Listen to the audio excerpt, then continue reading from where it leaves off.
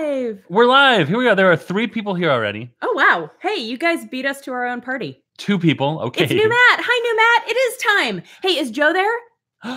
Is Joe there? Hi, Joe. Joe. Joe, hi. Joe, hi. Oh, I should probably start recording, huh? Yeah. Now, like in Audacity? Now is a good time to start recording. I'm glad I remembered. That would have been sad. I mean, you know, sad-ish. All right. Okay. Oh, is this okay? No, that is wrong. Mono. I did it wrong. It's because I had to record. Remember when I did that weird bit at the beginning of last week and you were like, I'm just going to pretend this isn't happening? I was just making my voice do a weird thing. Mm-hmm. I decided I didn't like it, so I recorded over it. Oh, nice. Oh, yeah, no, yeah. The thing that you just did again. Right. No, you did that. Car salesman. You did that just now. Oh, okay. Maybe I get us that. confused. I don't know if I did that. I get us confused sometimes too. Okay. Yeah. Joe is laying down. Not now. Okay. Yeah. Hey, no one be inappropriate. All right. Or be inappropriate. Who cares? All right. We got 4 people. We're not going to this isn't just a live stream of us counting. Yet. Technically. We're going to wait till we have more people and then we'll turn it into a live stream of us counting. Okay. So shall we start the way we start? I suppose. Okay. I would like everyone to see before we get started. It's David S. Pumpkins. David S. Pumpkins. Andy. Hi, Andy. Hi, Andy. I've positioned the computer just so that not only David S. Pumpkins, but also the picture that James's sister made us. Yeah. Would be visible. Totally. Also, because this part of the bookshelf doesn't have much on it. Right. So, yeah. Ooh. All right. That's going to be fun on the waveform. Shall we do this? Yeah, yes. All right. I mean, we have 6 people here. We may as well do the thing, right? Right. Okay, here we go. I don't think we necessarily... Well, I don't know. Maybe it's good to have ambient noise. Yeah. We do start out with ambient noise. Hey, everyone. Hello. Welcome to Unabashedly Obsessed. I'm James. I'm Erin. I forgot how we did this. Did you forget your name? You know what? I know what's wrong. Hold on. Stop. Hold on. Okay. This is too fancy an occasion to do it just as we are. I didn't wear my good pajamas, though. I have a tie. Oh, well, that's good. That's good. It's good that you have a tie. Of course, I'm not wearing my good pajamas, so I do feel slightly underdressed, but that's fine. That's well, okay, all right. Here, you take this tie. No, I don't. Okay. Guess I'm gonna wear this tie. I have a how to tie a tie, and I'm going to tie my how to tie a tie, and I don't know how to tie a tie. I can't stop. Can't stop, won't stop. Never stop, never stopping. Like this. Go like this. We should really watch that show. That movie. Have you seen it? I've seen the soundtrack play on my Spotify. I feel like that movie would be up our alley. There we go. How to tie a tie, tied without seeing the instructions on how to tie a tie. Oh, cafepress.com/unabashedly obsessed. That was your bit. Right, but I forgot that it was during I was tying my tie. Hi, Mark. Hi, Mark. That's actually a really good travel mug. I'm not just plugging it because it's from our merch store, cafepress.com/unabashedly obsessed. But seriously, it's like the stainless steel one. It's what? I was indicating Vanna style. Yeah. It's got like it's a good mug. Thanks, Andy. We're gonna start off our show with no context corrections. Oh, that's right, because we actually have one this week. Right. For the only no context correction is Chad wasn't wrong. He wasn't entirely wrong. Chad never actually told me The Autopsy of Jane Doe is not a horror movie. Right. He did tell me after I said ghosts are a no-go and creepy walking corpses are a no-go. He did tell me, I think you'll be fine. No, I believe I said creepy walking corpses will give me nightmares. And he said, I don't think you'll have nightmares. Which is technically not true. Well, it's technically true because I didn't have nightmares. Right. But those were creepy walking corpses. Right. And if Chad was not putting his son to bed, then he'd be able to defend himself. But he can't. He's putting his son to bed, so. Loser. Oh, that's mean. That's really mean. This is the shit that gets edited out when we don't do this live. Yeah, me just berating people for being parents. Yes, Andy, episode 99B. Chad was technically not wrong. No, that will never air. Okay. No. Birthdays. This is a segment we do on our show. Oh, it is? Now. Oh. Birthdays on today, April 17th. Jan Hammer, who I thought was the guy that did the Axel Foley theme, and I was going to play the Axel Foley theme. Right, but I'm not going to play it because he didn't do it. He did the Miami Vice soundtrack. He turns the entire soundtrack? Basically, the Miami Vice theme and one of the popular parts of the Miami Vice soundtrack. Popular parts of the Miami Vice soundtrack? Well, that's technically not true either because Phil Collins in the Air Tonight is probably the most popular thing to come from Miami Vice. Torg. No. This is what we promised you, by the way. Torg, I'm gonna turn the camera real quick. Oh, Jesus. Torg really wants to say hi. Here's Torg. I'm ready for my close-up. Are you ready for your close-up? Okay, we're gonna go back to... Oh, thank you, Torg. He's licking me. Dumb dog doesn't understand how live streams work. Sorry, guys. I know this is... There we go. Okay. All right. And your microphone's behind you. Okay. Afrika Bambaataa, who is a pioneering hip-hop star, hip-hop guy, turned 61 today. Normally that'd be cool. He may have molested some kids though, so not cool. Let's move on. Why are we even mentioning him? Well, because I already wrote his name down before I found them. He's going to yell at us. Right. Everybody listen to YFIP. Nick Hornby also turned 61 today. So people turning 61 today, not great. Elizabeth said she's not going to yell at you. You should. Okay. More popular people. Sean Bean.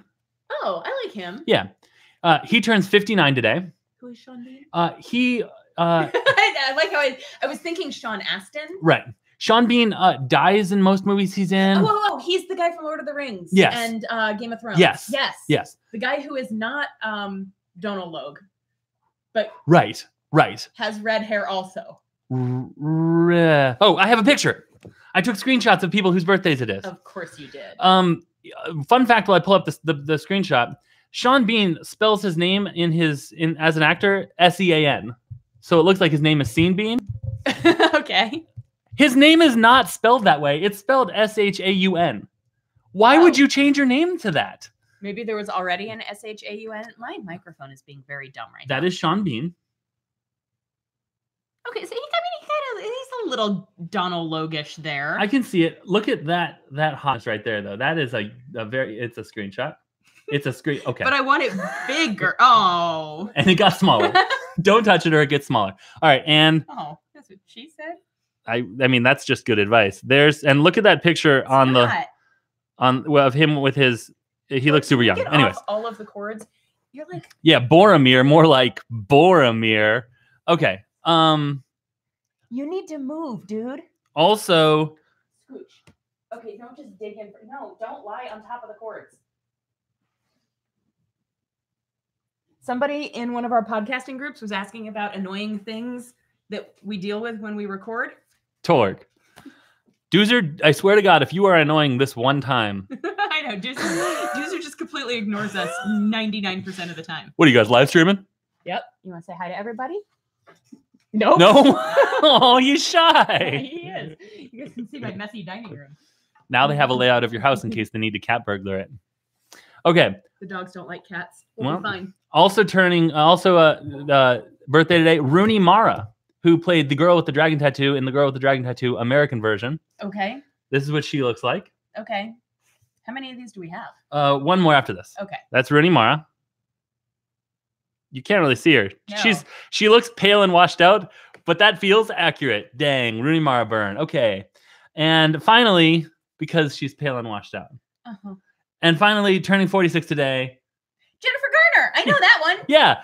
This was the one that I was like, oh, good. Finally, someone Erin will know. And there's my screenshot of Jennifer Garner. I did know Sean Bean, and I said I like Sean Bean. Yeah. And then I got confused about who Sean Bean was, but I do like Sean Bean now that I realized that I know him. Donald Logue is right. Okay, is hard. Right. Okay. Cool. All right. So I just had to piece together who Donald Logue was. Oh. He has a weird name. Like it's super Irish, but like he's not super Irish. He's super drunk. So, So you know. I was just gonna see if you're gonna do it. Okay. I'm reading out of my Slytherin notebook that Erin got me. Go Slytherin. Hiss. Technically, Megan and Elsha got me the pack of them, and I gave you the Slytherin one. Right. I didn't get it for you. I gave it to you. But you got it, and you gave it to me. Yeah. Okay. Thank you, Megan and Elsha. So I told Erin that we have a big thing that we're doing, but we're going to do a couple things leading up to that. Mm-hmm. What we're doing. I don't know what any of them are. So the theme of this that I thought of in the shower. Yeah, I mentioned it. It's live stream. It's raw and uncut, everyone. James. Well, yeah, all right. That's fair. That's fair. Doozy, no. Doozy brought us a squeaky toy. I don't know if he'll find the squeaker in it, but he's going to be annoying this one time. All right. So the theme of it is the episodes, every 10 episodes of our show, because this is our 100th episode, starting with episode number 1, and then we're going to do 10, 20, 30, 40, whatever. Okay. But do I have to try to guess what those episodes were? Because I only know the first one. That would be fun, but no. Good. Because it's surprisingly impossible. I wanted to be on the screen more. That's fair. Okay. So some of them will combine because it would be ridiculous to have 10 segments plus the big one that we're doing. Okay. So some of them are combined. The first one, though, is about episode 1. Zombies. Yes. Do I win? Yeah. Well, yeah, but I have further questions. Oh. What do you know about Zombies Run season 7, which comes out soon? Nothing. I haven't finished season 6 because I like to savor it. Okay. I spread it out as long as because they always end on a cliffhanger. Mm-hmm. And I don't want to end on the cliffhanger. Yeah. And then have to wait. Sure. That makes sense. That's a good call. Okay. So all I know is that friend of the podcast, Will Green, is still voicing Peter Lynn. And Aislinn is voicing someone. Ashlyn. Ashlyn. I'll edit that out later. No, don't. Leave it. Leave it that I think that I thought her name was pronounced that way.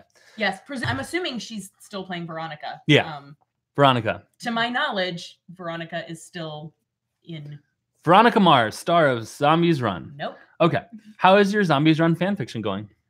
Good. I haven't written it in a while because I've been working on another fan fiction, but that is a thing to discuss next week. That makes this third question real awkward. Oh. How do you think that Zombies Run 7 will affect your fan fiction? I mean, eventually. So far, I've only written up through the end of season 1. So when I eventually get to season 7, I'm sure that it will affect my fan fiction. I gotcha. So not at all. Okay. No. I'll get there eventually. Okay, hold on. Other stuff I wanted to comments. People are talking to I feel like I would enjoy the story of Zombies Run, but I do not like to run. No, I'm right there. You don't have to run. Just walk or just listen. That's true. I would love to see Veronica Mars take on zombies, says Andy. Yeah, no. Same. Yeah. I've listened to Zombies Run in the car. Like when I went to that writing conference up in Michigan. Yeah. Half of that drive, I was just binging Zombies Run. That's fair. Yeah, you can absolutely ride your bike, New Matt. New Matt, anytime you want to ride your bike, you can. Well, I mean, maybe not anytime. Anytime. Swimming, ride your bike. Grocery store?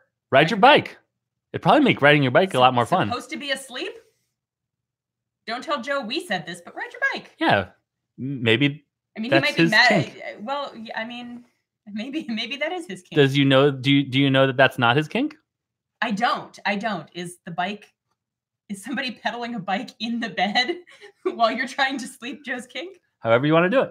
I mean, no judgment. Okay. Episode 30 was Safety Not Guaranteed. That was such a good movie. I want to watch it again. Okay. Bye, everyone. Okay. What would someone have to say to you to get you to climb into a contraption that they claimed was a time machine? Hey, I have this time machine. You want to try it? It's that easy, folks. Yep. It's well established that night shift gets cake. Uh-huh. If you were on night shift, what would you lobby for instead, assuming coffee was provided for? I mean, if I've got coffee and cake, why would I want to replace cake? Okay. That's fair. I mean, I would lobby to add pizza. Okay. On top of the cake? I mean, in addition to not physically on top of the cake. What? I do. All right. So you would keep cake if it was like this or something else. You'd keep cake. Uh-huh. Okay. Yeah. What if they offered you cake every now and again, or like every other day, cake pizza? Oh, that'd be fine. Okay. Cool. Hi, Amity. Hi, Amity. Next to the cake. Exactly. Right. Next to the cake. Nobody wants cake pizza. Pizza cake? Some people want cake pizza. Cake pizza might not be terrible. It's like a dessert pizza. Like the apple cinnamon one that they have at Caesars. That's true. That would be fine. Oh, that's true. I wouldn't want pizza flavored cake though. No, that'd be gross. Well, that's like a savory cake, right? So that'd be like a I guess it'd be like a meatloaf. I guess I like meatloaf frosted with melted cheese. I mean, seasoned with pepperoni. You're not making a strong case against. I'm really not. I'm hungry. All right. See, episode 40. You're fine, Amity. Amity, you have to start over. You have to go, but you have to rewind. Oh, hold on. New Matt says that he used to kick Joe in his sleep, which vaguely resembles a bicycle pedaling. So he can confirm he does not enjoy it. Although maybe having the bike in the cafepress.com/unabashedly obsessed. Having the bike in the bed would be the missing thing. It would kick it. Hey guys, it would kick it into the next gear. Oh, keep reading your thing. Okay. Just gonna leave our product placement where it can be seen. And he says, "Nice product placement." Thank you. Episode 40 was Newsies, the movie, the musical, the movie. Okay. Let's talk about Empire Records, the movie, the musical, and how it's a thing that's happening. What are your hopes or thoughts about Empire Records, the movie, the musical? I hope that they change nothing. Nothing. So like stick to the script, whatever. Stick to the script. Original cast comes back. Oh my. Okay. When I say change nothing, I mean change nothing. Someone check on Anthony LaPaglia. LaPaglia? I have no idea. Is he okay? No, it's just he's old. Is he really? He's pretty old. The movie was 1995 and he was the adult. Yeah, but I mean, he couldn't have been that much older than we are now. That's true. Wait, what? No. Someone check on Anthony LaPaglia. Rory Cochran, I miss you so much. Yeah. Hi. LaPaglia. LaPagliacci. And looking good. Awesome. Can you post pictures? Yeah, can you post pictures? Or just a link. Hey, Colin. Colin is the Scavengers Network. Oh, hi, Colin. He's 59. That's like super old. Hey, that's the same age as Sean Bean. Anthony LaPaglia and Sean Bean. When you turn 59, I'm going to remind you of this moment. Okay. And you're going to be like, I don't feel super old, though. Do it on air in our 50th season. How old are we? Okay. Not that old. How musical a musical should the Empire Records musical be? I mean, pretty damn. Pretty damn. So like so if we're keeping the same script, are we going to musicalify the lines? His name's not fucking Warren. No. So here's the thing. I want the soundtrack for Empire Records to be the songs. I don't want it to be like songs about, like, I don't want them to do songs about the movie. I just want them to take the songs from the soundtrack and make that be the sound. So like when Corey is seducing Rex Manning, she will be singing that Snake song. Sure. Okay. What was the rock musical? Rent? No. Jesus Christ Superstar. No, it's the one with like all the 80s hairband songs. Oh, Rock of Ages. Thank you, Mark. Okay, I was thinking that, and Thank you, Amity. I can't possibly be right. Yeah, Rock of Ages. Yeah. So like that. Okay. But that was, so a jukebox musical. Now here's something. What if you just had a band playing the songs and they would like veto and the band would stop? That would be great. Yeah. How feathered should Rex Manning's hair be? Extremely. More so than in the movie? Yes. Okay. Like a thing? Like it's ridiculous how feathered his hair is? Yeah. So the Anna Green Gables movies with Megan Follows from the 80s. The 80s were a big hair time. Yeah. The time period in which Anna Green Gables takes place was also a big hair time. Okay. That girl had some hairstyles. Yeah. That, like, she has said in interviews, she's like, I don't know how I stayed upright. And the director hated it. Like, she came out with them and he's like, they just keep getting bigger. They need to stop. And the hair people just wouldn't stop. That's how feathered I want Rex Manning's hair to be. All right, cool. Oh, dang. New Matt can't send. Oh, text us. Text me on Facebook. Okay. Okay. And I said, should it be updated at all? Because that took place okay. So it takes place in the 90s. 1995, April 24th, 1995. March 24th, 1995. No, yeah. March 4th. I'm confusing Breakfast Club Day. April 7th or something. April 7th. March 24th was Breakfast Club Day. April something. My dog is whining to go out. But that is literally what we advertised for this reward. So what? That you would hear Torg. Yeah. I mean, it's true. Do you want to let him out? Because the next one is a longer segment. Yeah. Okay. I'll vamp. March 8th. Thank you, Amity. Sorry, guys. You're getting an authentic podcasting experience. This happens every time. What do you want to go outside? Meanwhile, New Matt has sent a picture. Oh, redirect notice. All right, we're taking it over there. Don't you hate how Google, when you're like, oh, let me copy this image. It's like www.google.com/the dictionary plus letters. That's the picture. He's looking all right. That's not bad. I mean, yeah, he looks like an older version of himself. Yeah. I just left the back door open because I knew that as soon as I sat down, Doozer was going to want to go outside. Yeah. And did you notice that as soon as I walked into the room, Doozer went over to the kitchen? I did. I did notice that. Okay. So next segment is a multiple episode segment. Okay. This combines episodes 10, 70, 20, and 80. Are these all of our time travel episodes? No. You do need to go get Bet Die, though. Oh, dear. I know that we looked at the desk and saw if there was anything that you needed to get from the desk. And I said, well, I didn't say get Bet Die, but get Bet Die. Okay. Her name is Betty. Right. It's just Betty. Okay. We just spelled it stupid. So we're doing a Write a Movie. Right now? It's going to be a 15-minute Write the Movie. How long are we doing this live stream for? Forever. Oh, okay. No, there's this and then two more things, one of which is our main thing. So we're almost done. Yeah. Okay. So this combines Mark's episode 10. Hi, Mark. Hi, Mark. That was actually what the episode was called. Should I set this to 15 minutes? Yes. Chad's episode 70. Hi, Chad. Hi, Chad.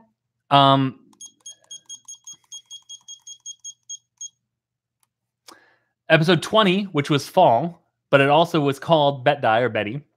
So the Write a Movie is going to take place during the fall. Okay. And episode 80 was Comedy of Errors, which was a Write a Movie. But maybe Tom Hanks is in this movie. Yeah. Okay. So I asked Chad for a movie that he had recently seen in the theater. Did he say Ready Player One? He didn't. Oh. Movie he had recently seen in the theater because his episode was about It, which we saw in the theater. Uh-huh. He said A Quiet Place.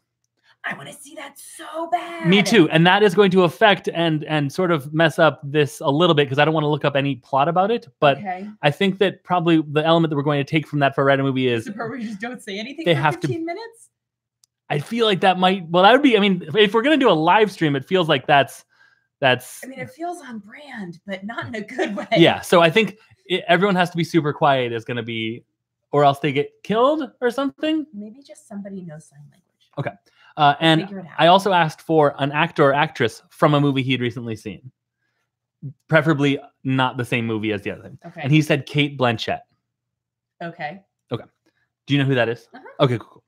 And then for Mark, his episode, one of the elements was his movie collection. Right. So from Mark, I asked him for a movie from his movie collection and an actor or actress from a different movie from his movie collection. Okay. And he said The Lodger, which is a 1927 Alfred Hitchcock movie, which I have. It's set in a hotel. I have the plot of The Lodger, which we can incorporate. I thought you didn't want to spoil stuff. I don't want to spoil stuff for movies from this century. There. All right. And the actor or actress he picked was a girl named Carrie Coon, who is that girl right there. I have literally never seen that person before in my life. Mark, what is Carrie Coon from? This is Carrie Coon. There we go. Oh, if I angle it like that, it doesn't get glary.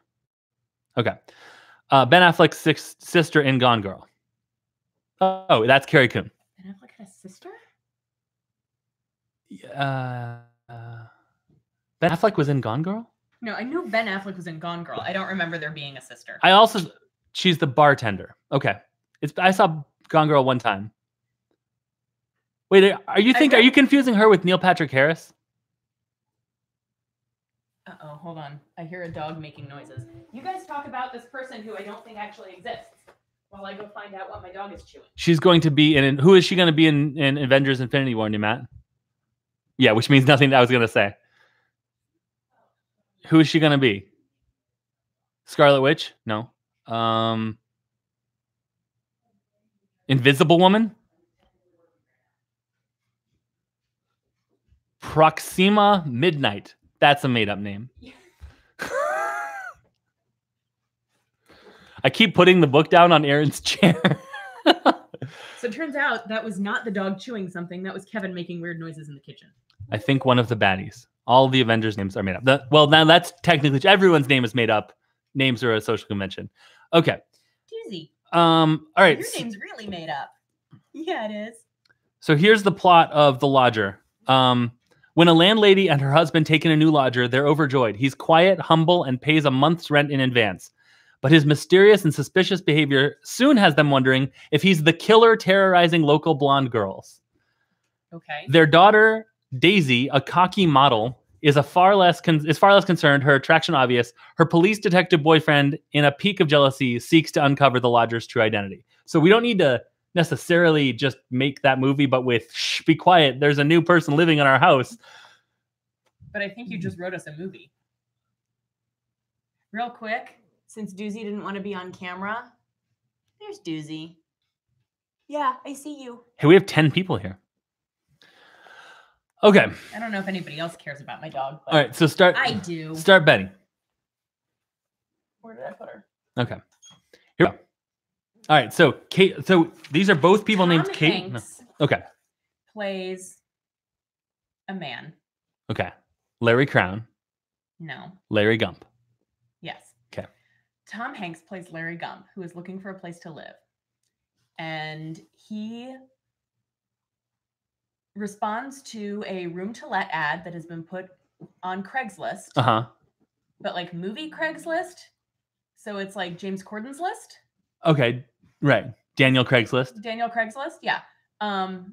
Rent my room or I'll shoot you. I was going with James Corden because he was Craig on this. Oh, that's true. That's true. No, that's a better reference. So it's on the best companions list. Right. Kate Blanchett has put this ad up. Sure. Saying, hey, I have a room to rent. Is she a Time Lord? We're not there yet. Okay. I don't know. Okay. I mean, she can be. Okay. We just haven't. I assume we all haven't gotten to that point of the story yet. All British people are Time Lords. Didn't we? We recently wrote a movie where John Bender was a time congressman. Person. Right. You're right. A time congressperson. So, yeah. So he responds to that. Okay. And she has a blonde daughter who's deaf. Okay, I thought you were gonna say dead, but I like deaf better. Deaf. Okay. Only communicates through sign language. Right. Okay.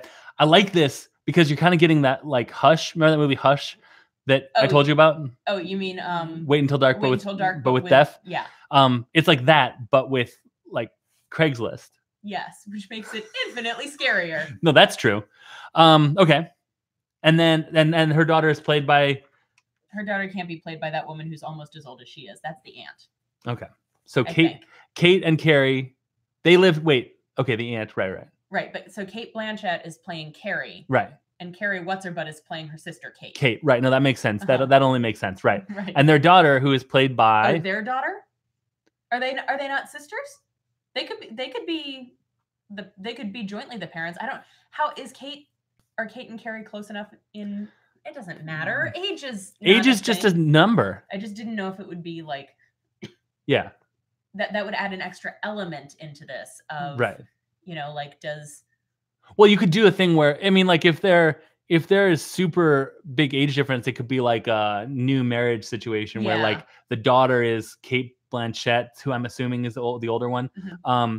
Daughter from a previous marriage, and then Carrie, who plays Kate, of course, right, is the new wife. The worst. Kate is 48. Carrie is 37. Okay, yeah, that's fine. Okay, and I feel like those are maybe younger pictures of Carrie. Like, that's probably true. She looked. Yeah. Yeah. I literally did image search, scroll. Okay, that's a pretty good sampling. Yeah. Cafepress.com/unabashedly obsessed. So we are, and the daughter is of course going to be like 19 or 20. Played by Anna Kendrick. Right. Who I feel bad, but I feel like she's always going to be able to play that age. Mm-hmm. Anyways, okay, so, and she's deaf. She's deaf. Should we cast a deaf actress? Probably. Yeah. But the only one I know of is the chick from A Quiet Place. Okay. Well, what? See, I really want Anna Kendrick in this. Doozer, no. Yeah, Matt says she looks 20 forever, and I believe that that's true. Yeah. Okay, just for this workshop of it, we're going to cast Anna Kendrick, but we are going to look for an actually deaf actress. Like an Anna Kendrick type. Yes. Cool. Okay. The character's name will be Anna. Right, in Tribute. Right. Anna Tribute. Her middle name is Tribute. Okay. Okay. I'm fine with that. Okay, Her best friends are Ken and Rick. Okay. Right. And Ken and Derek. He's doing it. He's doing it! He just spells it Drick? Right. Okay. D-Rick. Right. That's so stupid. The worst. I love it. It's my favorite. We have 10 minutes. Okay. So Tom Hanks moved in. Wait, is this Tom Hanks as bad guy? Uh-huh. Nice. I love it. As maybe bad guy. Maybe bad guy. Right. Okay. So he moves in. Mm-hmm. And he likes it. The accommodations are good. Fresh muffins every day. Ooh, I want to live there. I know, right? But what if he's a killer? How good are the muffins? Right. Right. Okay, so are they like the big muffins, or are they like little muffins? I think do they come from a mix, or are they made from scratch? I think they're made from scratch, and I think they're like the bigger, like that, like that. The big honkin'. Yeah. Like, what flavor muffins? I feel like you aren't going to like the flavor that I would want them to be. Okay. Cranberry orange. No, cranberry orange is fine. I was afraid you were going to say chocolate chip. No. And then I would say that's not a muffin. That's a cookie. Or a cake or something. Tell that to every other member of my family. Give me the phone. Well, 2 of them are asleep, and the other one you can just holler up the stairs. Okay. I mean, don't. Okay. We only have 10 minutes left. Okay. All right. So he moves in. He likes it there. But then I like this. So he's not doing anything. He's just living his life as an ad executive because he's a man in a movie. Right. But they start to think that he is a killer just through a series of a comedy of errors, if you will. Right. I think maybe he also has a limp or something. Like there's something that makes them wonder about, like makes him seem mysterious and makes them wonder about his past. And he carries around a big knife, but it's not for anything. He just likes to indicate with it when he's doing architecture presentation. Can it be a hook like the hook on the cover of American Psycho 2 All American Girl? Yes, that's exactly right. I almost have called it American Girl Psycho 2. Well, which is also accurate. Right. But... Just scramble those words together. So he just likes to indicate with it. He's like, and here's the hook. And people love that joke. Yep. I feel like that is a joke that people in the advertising world might actually love. I know. Hi, Chad. Hi, Chad. There's whole conversations going on, and I can't keep up with them. Oh, Andy said he cares about something, and I don't... About the picture of Doozy. Yeah, the picture of Doozy. I knew you would, Andy. Okay. All right, so... The deaf actress is... Katie Leclerc. Katie Leclerc. Is that the actress from A Quiet Place, or is that a deaf actress who puts out an Anna Kendrick vibe? Let us know. Hey, it's Mike. It's Mike. Hey. On the big screen. Ooh. Oh, I'm assuming also Ben, because Mike says that Back to the Futurama is watching us on the big screen. Nice. And possibly also some friend of the podcast, Tema, might be there. Yeah. Stacy, Sarah, if anybody's there. Hey, hello. And Chad's bringing up the first track of Spider-Man 2, Vindicated by Dashboard Confessional, which is a pretty good song. Okay. Good job, Chad. It's the yes. Okay. The one who was not on Gilmore Girls. Okay, cool. All right, so Katie Leclerc is our. She's a cute redhead. You'd like her. Oh, I mean, sold. All right. That is right. Chad said hashtag. All right, we can't. Right. Okay. Yes, Dashboard Confessional getting a lot of love. Okay. Good luck here editing this. Yeah. Okay. So this week's episode may come out late. He doesn't do anything, but he keeps you know how when you're following someone in your car and you're behind them, but you keep making the turns that they're making. That keeps happening. I'm laughing at him. You said you were going to say he keeps asking, and I immediately thought of last week, and I made the joke about it. They asked her a question, and you got mad at me, and I left it in anyway. So he keeps asking them questions? Yes. Yes, that's what happens. He keeps asking them questions. Whoa! Okay, puppies. Doozer. I mean, in his defense, Tor, you did just walk right up to him while he had a toy. I've never seen that happen before, though, so maybe don't do that again. Doozer? This podcast just got scary. Yeah, for real. I've literally never seen Doozer do that, so that was scary. Goodness. Okay, so he asks, I can't even say it. He asks them questions just all the time. Right. He's very inquisitive. He uses laxatives. Axatives. Axe body spray? Axe body spray. He's a killer. Then it turns out that he is a killer because of the Axe body spray. Yep. We have 5 minutes to make this plot a plot. So then it turns out that the killer is Derek. No, really? He's been doing it the whole time. Is that what he's been doing? Yeah, the grease hasn't been grease. It's been blood. Oh my god, I hate this. Okay, no. Oh, we can't make... It's Ken. It has to be Ken. Yeah. It's clearly Ken. It's clearly Ken. I was going to say, it could be Derek's evil twin. Right. So Derek. who plays Ken? Rory Cochrane. Uh-huh. Okay. Rory Ken. Gross. Gross. But weird. Sometimes your brain goes places. Yep. Okay. So Rory Cochrane plays Ken, and he kills everyone. The end. We still have 4.5 minutes. Yes. All right. If you want to plan a soundtrack or something. All right. So Dashboard Confessional does all the songs, but is it just Dashboard Confessional covering all of the songs from Higher Records? No, it's Dashboard Confessional covering all of the songs from the Quiet Place soundtrack. Yeah.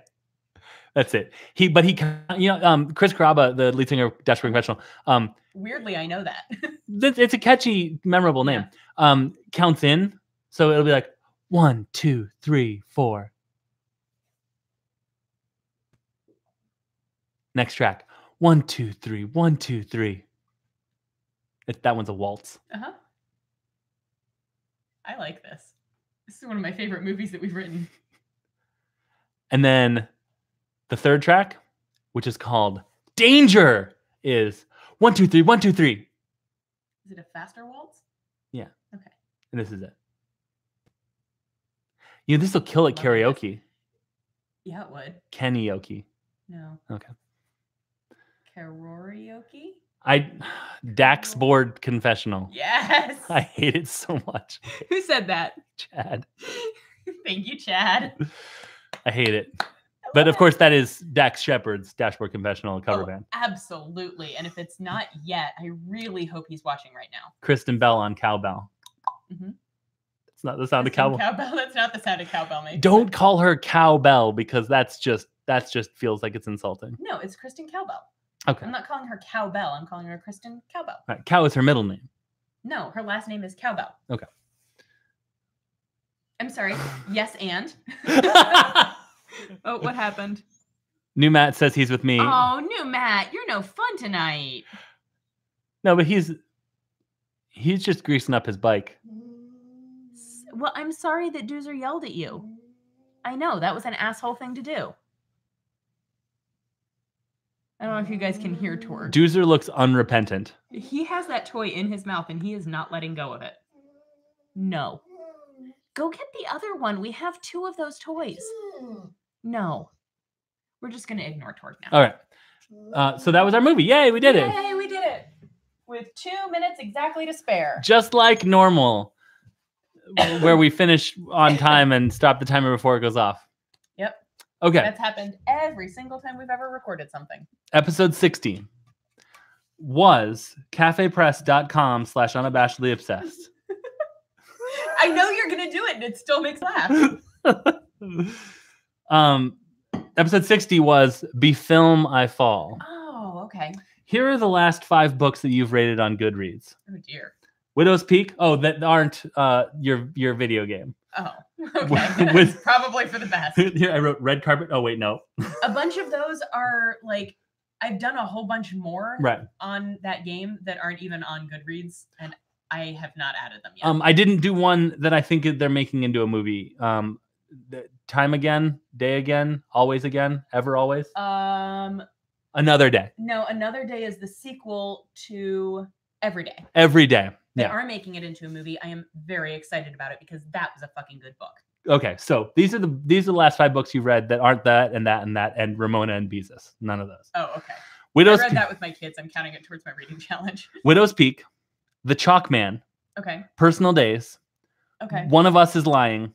I Am Watching You. They are making One of Us Is Lying into an E-TV series. E.T. is in it? No. E! TV. Oh, E! TV. Right. Yeah. Hey, do you think we could sell that as a spot for ETV? Maybe. That they use as a. How much do you think we could get for it? I mean, they might pay us to not use it. Fair. Okay.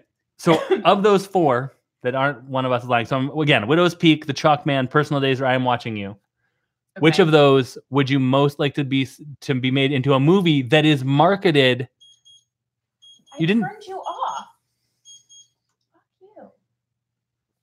Sorry, guys. That is marketed. I get antagonistic when people yell at me after I've told them to turn off. That is marketed for teens. Marketed for teens. May I see the list? Yes. Again.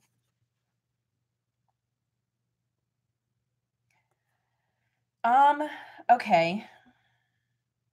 Personal Days would make a terrible movie for teens. I agree. Widow's Peak could be good. Okay. For teens. I mean, there's not. That is Richard Chismar's book that he wrote with his son. It is. That we discussed last week, I believe. Yeah, we mentioned it briefly. I'm gonna say Widow's. The Chalk Man might not be bad. It's got kind of an It-esque vibe of like, you know, the group of kids when they were young, and there's like the one girl in the group. So that could work. All of them, honestly, all of those would be probably more geared towards an adult audience. Right. But I think that Widow's Peak, being of the horror genre, could transcend age. Cool. Got it. Because age is just a number. Age is just a number. I think that if that number gets high enough, you die. I think Widow's Peak is probably the one that would most appeal to teenagers. Okay. That book is all about, of course, the hereditary hair setup. Yeah. And how different people have different sets of Widow's Peaks and stuff. Yeah. Something teens are super into. Widow's. Look for the upcoming episode of Still Buffering on Widow's Peaks. Oh, thank you. Thank you, Mike. That is my inspiration for my stoic stare. My steric. My stow. Store? Ladies and gentlemen, we're going to do an ad. No, I'm just joking. I'm just joking. Patreon.com/unabashedly. We don't do ads. Our final event. No ads. You don't want sponsors? No, I want to do Patreon. Join our Patreon. Yeah, but if Blapron tells us that they want to throw money at us. I mean, I guess. They have to come to us, though. I'm not going to them. All right. That's fair. Yeah. Our main event combines episodes 50, Choose Your Own Adventure, with episode 90, which just happens to have been Romeo and or Juliet. And with that, the Slytherin book goes away. I'm so excited. And To Be or Not to Be, which does in fact sound like a Choose Your Own Adventure book already, comes out. So we're going to do To Be or Not to Be, the Choosable Path Adventure book by Ryan North. Who, by the way, you should follow on Twitter at Ryan Q North. He's really wonderful. Funny. Yeah, he's good. Yeah, I enjoy him, and he interacted with us. So I mean, we're like famous. Yeah, we're basically like New York Times best-selling authors right now. We're like Ryan Souths over here.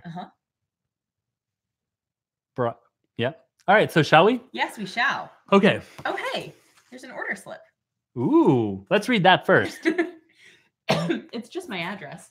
All right. Wait. Did you want to look at He dedicated it to B. BEA to B? I love it. This is the kind of stuff you get from him on Twitter. Yeah. Like, he's just a funny dude. Oh, wow. Even the... Okay. Is that what he looks like? I don't actually know what he looks like because his avatar is... He's like Canadian. Is this Canadian? Look at that hair. Probably. Look at that hair. Okay. Do you want me to start? Yeah, you start. Hey, I think some of these we should let our viewers decide. That was the plan. That was the plan. Yeah. Oh, was that the plan? Yeah. We decided on this a long time ago. I don't remember stuff. Erin has forgot what this live stream is going to be. Who are you? Nothing. Why are you in my house? I'm Jake. Hi, Jake. Hi. How's it going? What's that? That's the internet. They're all watching you. Oh, hi, internet. Okay. You have just been born. Yay, me. Congratulations. Good work on that thing. Now, surprise, babies are boring. So we're going to jump ahead in time to a point where you're an adult and you've already lived a bunch of your life. But I promise, most of what we're skipping over was really dull. You ate a lot and slept a lot and made some friends. Tears were shed. Makeouts were totally had, etc. It was a bunch of high school stuff. The awesome stuff starts now. As a baby? Well, no, they're skipping ahead to the awesome stuff. Okay. I don't want to see any babies making out, which I suppose is what he's saying he skipped. So I guess that's fine. Yes. High school baby. I'd watch it. No, I wouldn't. By the way, the Boss Baby Netflix television show is super screechy. Yeah. My kids have been watching that a lot. No. My Little Pony for life. Yeah.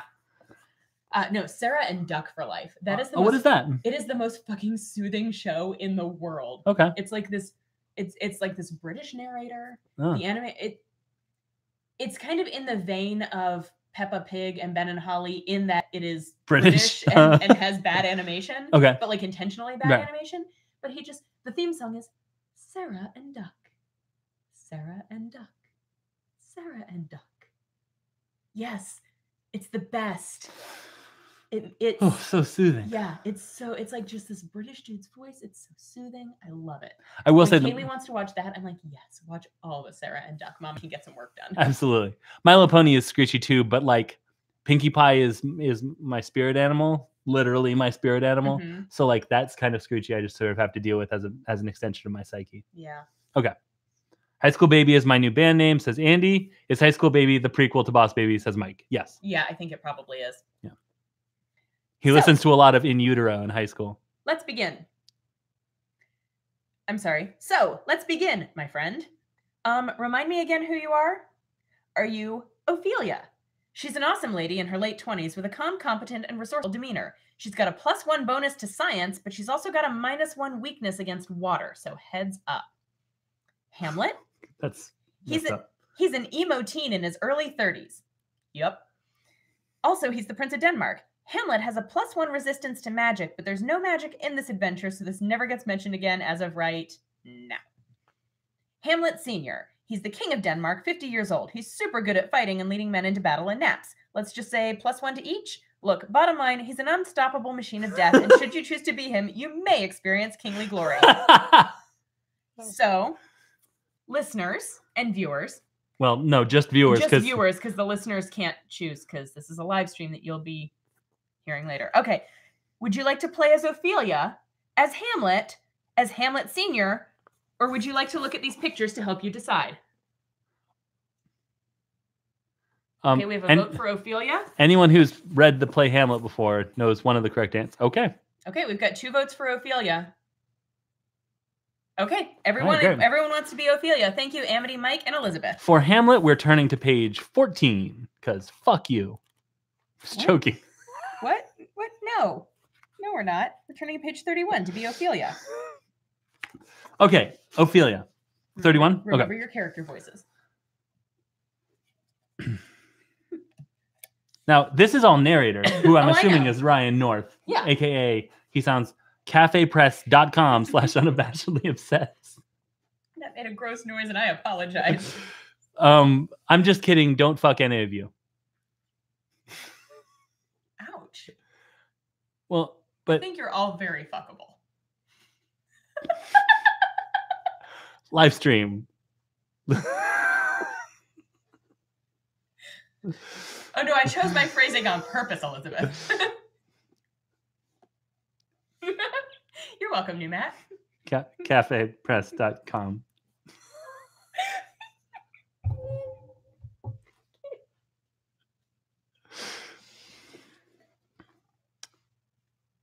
/ Unabashedly Obsessed. I just want to drink my water. It's the only thing I want. For all your just plain white cups, go to cafepress.com / Unabashedly Obsessed. I just want to drink my water. My face hurts. My ear hurts too.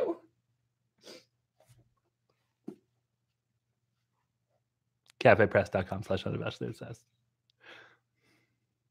Okay. Yeah, go ahead. Cafepress.com / Unabashedly Obsessed. I'm not doing it anymore. I took it away from my mouth now, so it's a separate drink now. Damn it. The new thriller, Mike says, Will James let Erin drink her water? For what it's worth, Mike, I almost did a literal spit take right there. All right. Right. I'm sorry. I'm sorry, guys. That cough from the last live stream hasn't gone away. Right. You're Ophelia. You are a beautiful and independent young woman, and although it makes you roll your eyes when you think about it, you've fallen in love with a prince. Prince Hamlet is funny and charming, and he seems to like you a lot. You try not to get too excited about it because you're worried you might jinx it, but things are going great. Only it's been hard doing the long distance thing while you've both been off at university. And while Canadian writers, and while you've loved studying capital S science, and you're sure Hamlet's loving studying capital. She's in her late 20s and he's an emo teen in his 30s. When do Canadians go to college? Never. This is like a big deal. These are the first two Denmark Canadians that. Yeah. I kind of forgot that Hamlet takes place in Denmark. I was just thinking about Ryan North being Canadian. Right. Continue. I'm sorry. I'm going to start over because this is a funny joke.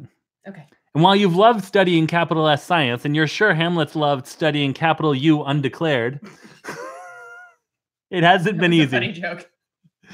Now that you're both back together in Denmark for his father's funeral and his mother's second wedding, yeah, Hamlet's dad dies in the pre-first scene, so spoilers for Hamlet. It's been harder still. Hamlet's really sad, and you can't blame him for that, since his dad died. But you wish there was something you could do to help him. When you last saw him... Does it say eyebrow wiggle? No, that was just a James remix. Jamesism? At some point, we might have to check out what happens if you play as Hamlet Sr., since he starts out the play dead. Yeah. But we'll do that later. When you last saw him, Hamlet mentioned how the castle seemed cold and drafty, and for some reason it stuck with you. You've been sitting at your desk trying to think of something you could give him that would help with that. A way of cheering him up a little. Remind him he's still got people who care about him. He wears these cloaks all the time, but then he's taking them off in warm rooms and putting them back on in cold ones. If only there was some way you could keep the rooms at a uniform temperature, he wouldn't need to be constantly adjusting his clothes throughout the day. But to do that, you'd need some way of measuring heat and a way of transporting it through the castle, perhaps through a series of pipes. Your thoughts are interrupted by a knock at your door. Who is it? You call. It's me, says your brother. Come on, let me in. Is that what Laertes sounds like? Yeah. His name, he goes by Larry, though. Laertes. I pictured him sounding more like Yolo Brewski. No. / Romeo. Weirdly, he doesn't sound like that. Okay. At all. Ever again. Just checking. I picture him as kind of a young James Spader. Oh man, James Spader as Laertes would be so good. Yeah. James Spader as Hamlet would be so good. Yeah. Although I get the feeling that James Spader has never been indecisive in his life. No, but I bet he would be a really good Hamlet. Yeah. All right, here's our choices. Sorry, I'm just thinking about a young James Spader playing Hamlet. Aw, thanks, Mike. Mike said Erin's reaction to the character voices gives me life, and Elizabeth said story time with James is a thing I didn't know I needed until right now.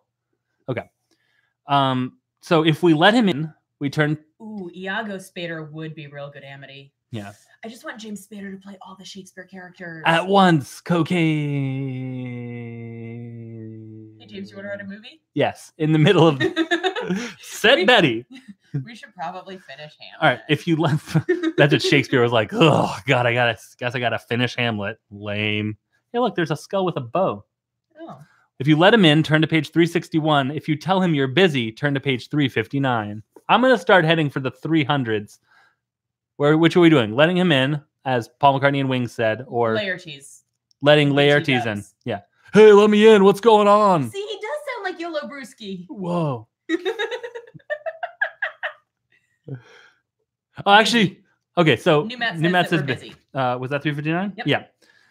Oh, that's you. That's me. I'm busy. You shout Nailed through the it. door to Laertes. Nailed it. I'm leaving for France soon. He shouts back. Don't you want to say goodbye? My God, this is gonna kill my voice. Apparently not. You shout in reply. Whatever. Laertes yells. He storms off, stomping all the way. You sit in silence for a moment. He stomps back. Say bye to Dad for me, okay? He shouts. Okay, I will. You shout through the door.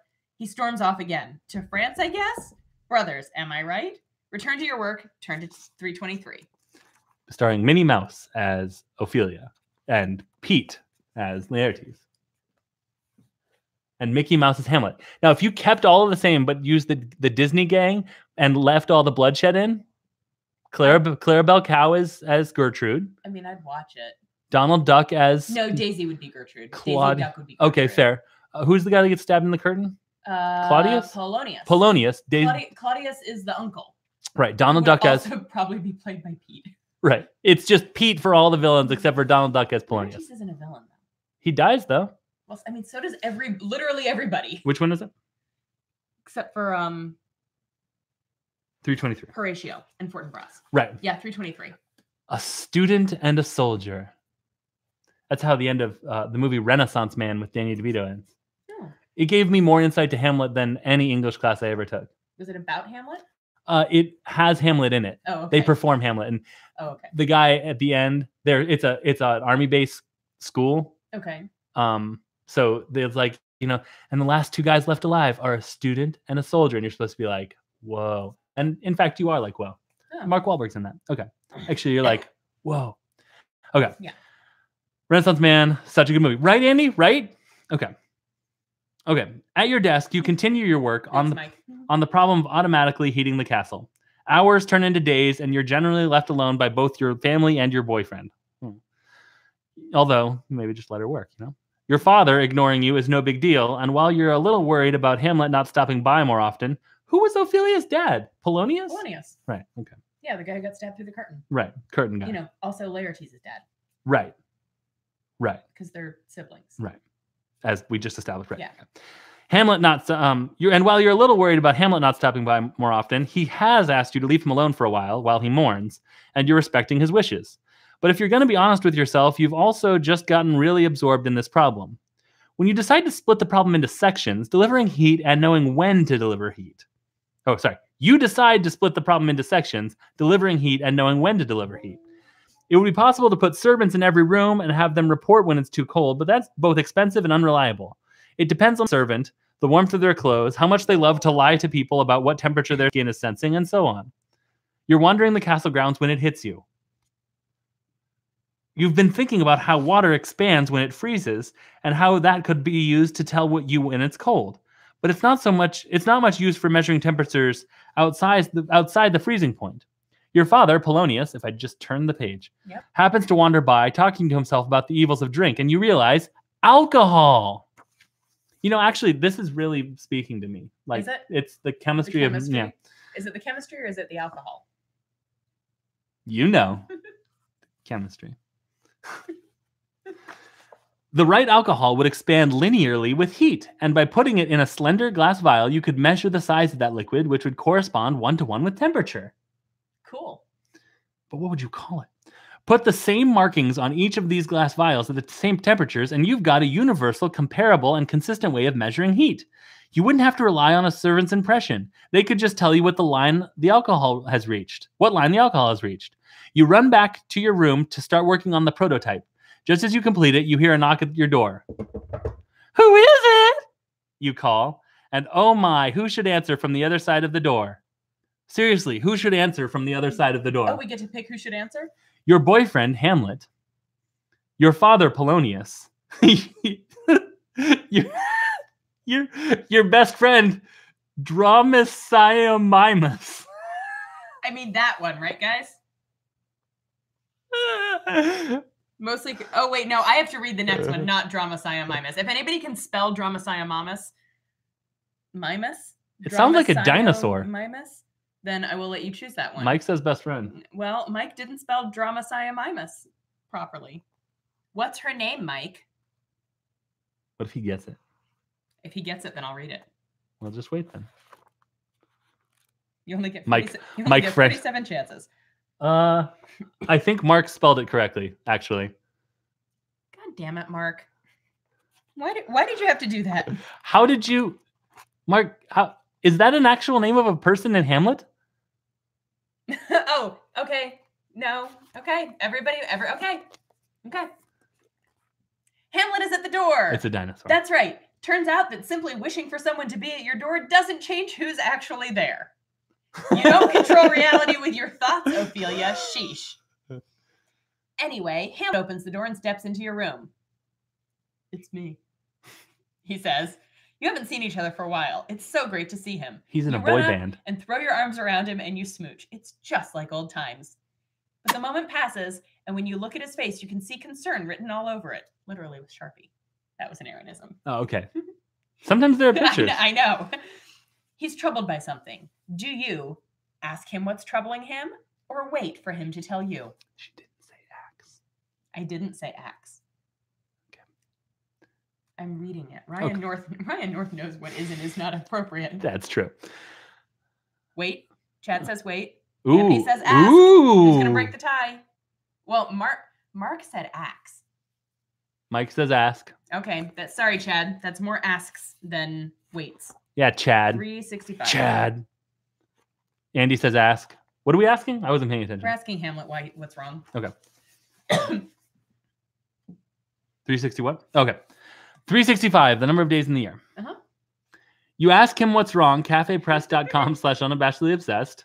And, well, there's no other way to put this, so I'll give it to you straight. Hamlet tells you about a spooky ghost and a plan for murdering his stepfather Claudius, pretender to the throne. I'll be frank. It sounds crazy. A ghost? Murder? Is any of this dialogue? No. Just checking. But he is your friend and your lover, and you're not going to leave him hanging out to dry. Is that foreshadowing? I don't know. Because Ophelia, But because she didn't ever get with him? Well, no, I meant because Ophelia ends up drowning in the river. Right, but that doesn't leave him. He didn't have to dry because he didn't even try and help get her out of the river. I know. Fucking men, right? He's the worst. More like Spamlet.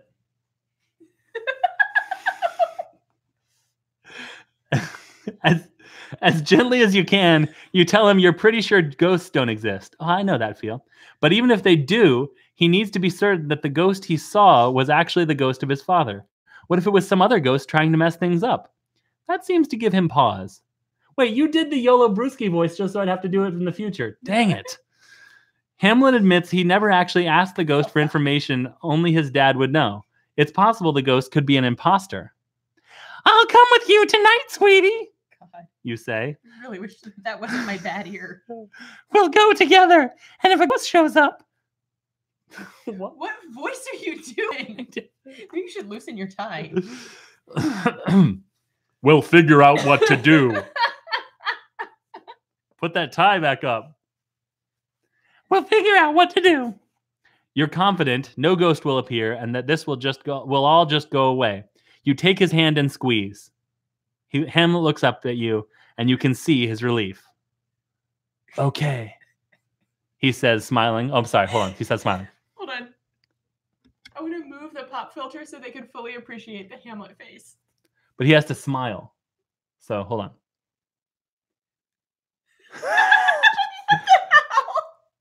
Okay. You can't do it, can you? Okay. I feel like YOLO doesn't ever actually smile. Right, because to smile, you have to understand what's going on. Right. Okay. There. Give your pop filter back to you.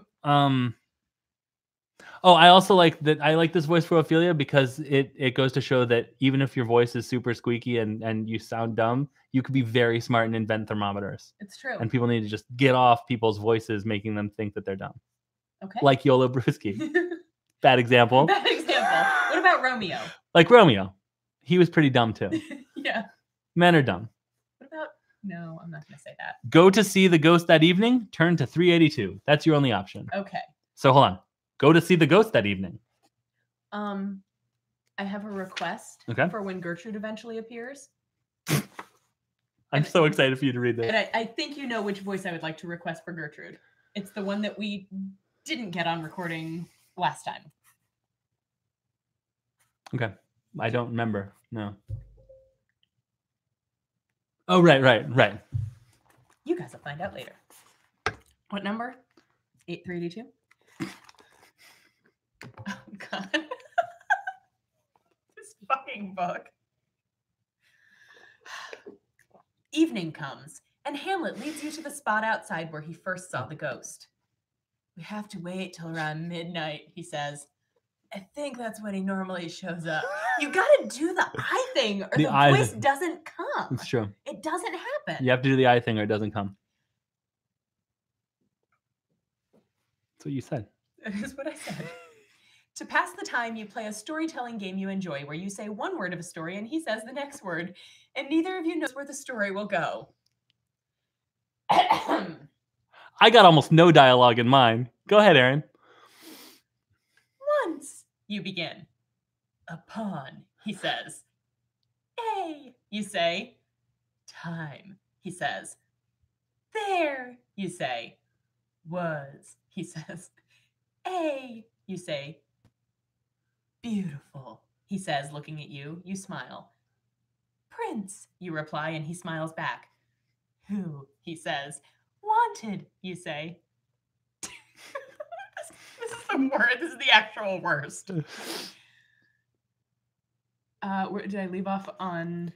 2. 2, he says. Kiss, you say. His girlfriend, he says. That's cheating, you say, and then you're kissing. Do you make out for a while, turn to 393, or don't make out because, and you can't believe you're thinking this, but what if a ghost catches you making out? Turn to 398. Now, I could have been really nice and offered to take one of the voices. Oh, no, I think it's for the best that you didn't. We're reading. Okay, Mark votes that we make out. Well, that Ophelia and Hamlet make out. Oh, that was one of the choices? Yes. I was like, Mark, that is inappropriate. Well, the option is you continue, the option is you continue making out or you don't make out because what if a ghost catches you? But it looks like everybody wants to make out. Fair. 393. We do a sexy podcast. Threw up? 393. Okay. No quotes whatsoever. Damn it. You make out. It's hard to talk while you're making out. You make out for what turns out to be quite a while. Ben. As the night is warm and the stars are stunning and there are no bugs here to bite any exposed flesh, and before you know it, you've totally made out as much as it's possible to totally make out. Nice. Does it say nice? Nice. Or maybe it's a reference to the town in France, Nice. It's possible. But this is Denmark. All right. Or Canada. Fair. Which, I mean, depending on what part of Canada, right. It might be a reference to the French town of Nice. Right. And you fall asleep in each other's arms. If ghosts exist, and if one really did show up, he certainly had the good grace to leave you alone for your makeouts. Also, he was probably embarrassed. You were both way naked. Well. The two of you return to the same spot the next evening. Yeah, you do. And the evenings after that, but it becomes more and more a date night and less and less a specter from beyond the grave wants to get some murders done thing. King Claudius and Polonius are not exactly thrilled with the two of you being together, but on the flip side, any urges to commit regicide that were floating around have begun to fade too. Though you talk about it often, the whole encounter with the ghost, if it really did happen, takes on the quality of a dream. Rather than do the long distance thing again, you decide to move in together and get your own place here in Denmark. Together, the two of you work on finalizing the invention of the alcohol thermometer. It works! And even figure out the other half of it, a way to move heated air through a building. Congratulations, you invented central heating. It's an invention that all of Denmark wants and most are willing to pay for. While it's not the largest, you do live in the most comfortable estate in the entire country thanks to the heating money. One bright summer day, as the two of you, I didn't see these quotes, walk through the castle garden, you get down on one knee and say, "Sweetie, you're the most important person in my life, and I can't imagine ever living without you. I want to make you as happy as you make me every single day. Let's get married." You mean every word, despite me sounding super sarcastic. It's not the most traditional proposal in the world, nor is it the most traditional wedding, but it's wonderful and beautiful and perfect. You're very happy you don't invite Claudius to the wedding. A few years later, Claudius falls ill with some sort of lung disease, and his doctors are unable to treat it effectively. He passes away only a few months later, having never produced an heir. Shortly after, the two of you become the new king and queen of all Denmark. Your first child, Alex, is born 5 months later, and you all live very happily ever after. The end. Turn to page 156. Well, maybe you meet Steve Martin in a bar. Maybe. Oh, no. This is just a visual. What is that he's saying? Oh, no. That's Hamlet and Ophelia making out and talking about test tubes? That is a graduated cylinder. Graduated cylinders? With alcohol in it. But it doesn't look like that, and I don't know that that's what they're talking about. Erupting liquids. Gross. Ew. Do we want to go see Wait, is that 156? Oh, well, okay. It's just a picture. Yeah, okay. That is 156. Cool. 156. Oh. I mean, that was pretty good, but. Yeah, temperature rising, Amity. I like to shout people out for their comments, but sometimes it gets creepy. Mm-hmm. Can we see, does anybody object to us finding out what happens if you start out as the dead guy? Yeah. As Hamlet Sr. Page 444. Ronald Hamlet, attorney at law. Now, technically it's your turn. Okay. Because I showed page 156. Okay. But I did not read page 156 because there were no words. So would you like me to read this? It was the language of love. Right. Making. Yeah, go ahead. So you want me to read? Yeah. That's what you're saying. Okay. Mm-hmm. You are King Hamlet. All of Denmark is under your command. Everything's going great for you. At present, you are in Norway, where just this afternoon, you led Denmark's forces to an astounding victory during which you personally killed the Norwegian king. Yay! Stabbed him right through the head you did. His eye popped out and rolled on the ground, and then you stepped on it. Whoa, your ass is bad. You're a badass. You decide after a day of being good at fighting, you should have a nap. You've earned it. You settle down in an orchard for some nappy times. During your delightful rest, your brother pours some poison in your ear and you die. Surprise! You didn't know poisons worked that way. They did. Wow, you barely made one choice so far and you're dead already. Way to go, champ. You're really good at books, huh? It's just a stellar job you're doing reading here, Chuckles. The end. Turn to 542. Ooh. Please be the rolling eyeball. Please be the rolling eyeball. Please be the rolling eyeball.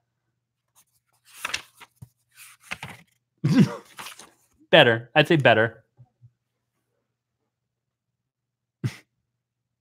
That's just a picture of you turning into a ghost and shaking poison out of your... Okay, fine. I feel sorry for you. Here's a choice that you can choose. Become a ghost, turn to 472. Do not become a ghost, turn to 471. All right. Are we becoming a ghost or not becoming a ghost?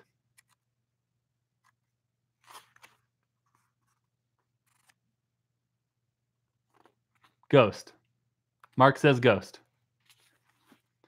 Mike says ghost. Matt says reluctant ghost. Okay. Well, Mike says always become a ghost. Right. So. Okay. Andy says ghost. Well, technically, Mark said ghost. 472. We are becoming a ghost. And Amity wanted us not to become a ghost. Okay. Sorry, Amity. Good news, everyone. Back to the Futurama. The afterlife exists and it's full of ghosts.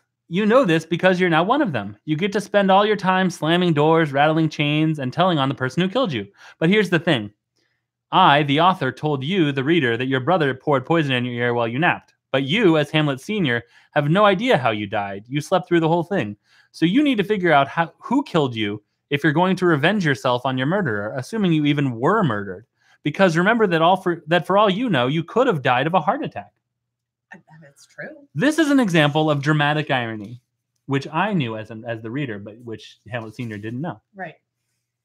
I'm glad you told him. Only since we're in the second person, it's an amazing example of an entirely new species of dramatic irony, something I'm going to call second-person pronoun paradoxical autodramatic irony.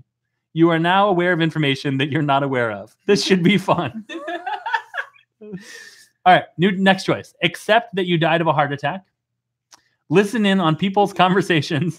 Sorry, Mike just yelled out, that's a Futurama thing. I know that because I do a Futurama podcast. I don't know if you saying hi back to the Futurama actually came through on the audio. Ah, gotcha. Hi, back to the Futurama. Don't you know? Listen, new Matt wanted us to do a Minnesota accent. So if we want to accept that we died of a heart attack, don't you know? We turn to page 485. Oh, Bobby. Listen in on people's conversations and see if any of them talk about how they totally killed you. Turn to 261. Bobby's World is my reference for a Minnesota accent, too. Also, that Kirstie Alley movie where she was like... Drop Dead Gorgeous. Yeah. They were very Minnesotan. Right? Where they were... It was a beauty... She was like beauty like pageant? the mom of a beauty pageant person. Kirsten Dunst was in it? Yeah. Yeah. Minnesota, don't you know? Doomtree's in Minnesota. None of them had Minnesota accents. Wow. Yeah. So, I'm sorry, what were our options? Accept that we died of a heart attack, or listen in on people's conversations and see if any of them talk about how they totally killed you. I mean, I vote for that one, but I'm not calling the shots here, guys. Listen. Look and listen. Okay, everybody wants to eavesdrop. New Matt said it 3 times. Got it. Okay. 261. Toronto! Listen! Is that how that went? Listen! Toronto! How many of you out there want to get licked? How many girls out there want to get licked? How many guys out there want to get licked? Yeah. Are you done now? Yeah. Or are you going to keep going? No. Because I'm fine if you want to keep going. No, that's fine. Anybody who has not listened to that episode of Mabim Bam has no idea what's happening.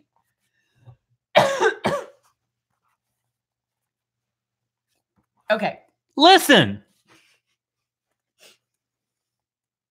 Okay.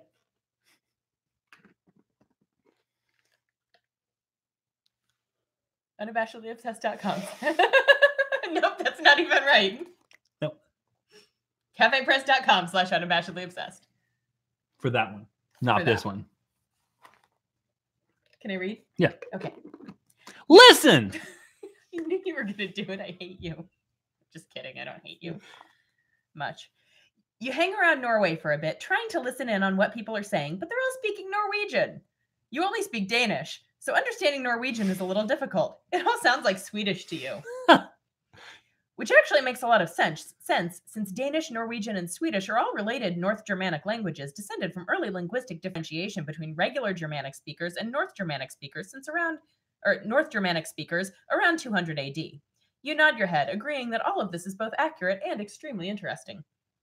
While these 3 languages are generally supposed to be mutually intelligible, you find you can understand Norwegian speakers only if you're concentrating, which you are, and if they're speaking slowly and clearly, which they're not, as everyone is running around upset about war and all these kings getting killed. Ironically, Norwegian speakers can understand Danish easier than Danish speakers can understand Norwegian, but that doesn't help you much. That would be useful only if you were playing as the Norwegian king whose ghost is stowed away on your army's boat headed back to Denmark. But I haven't given you that option, even though it would be extremely awesome. If you're wondering what happens to this vengeful ghost king, I can only tell you this. The answer exists in your imagination, ? But here's the good news. It turns out written Danish and written Norwegian are actually pretty similar. So you spend the next several nights haunting people, quietly reading their diaries while they sleep peacefully in their beds. And you don't know this, but ghosts do this all the time. Ghosts just love sneaking a peek at the secrets of the living. This is why ghosts are terrifying, guys. Yeah.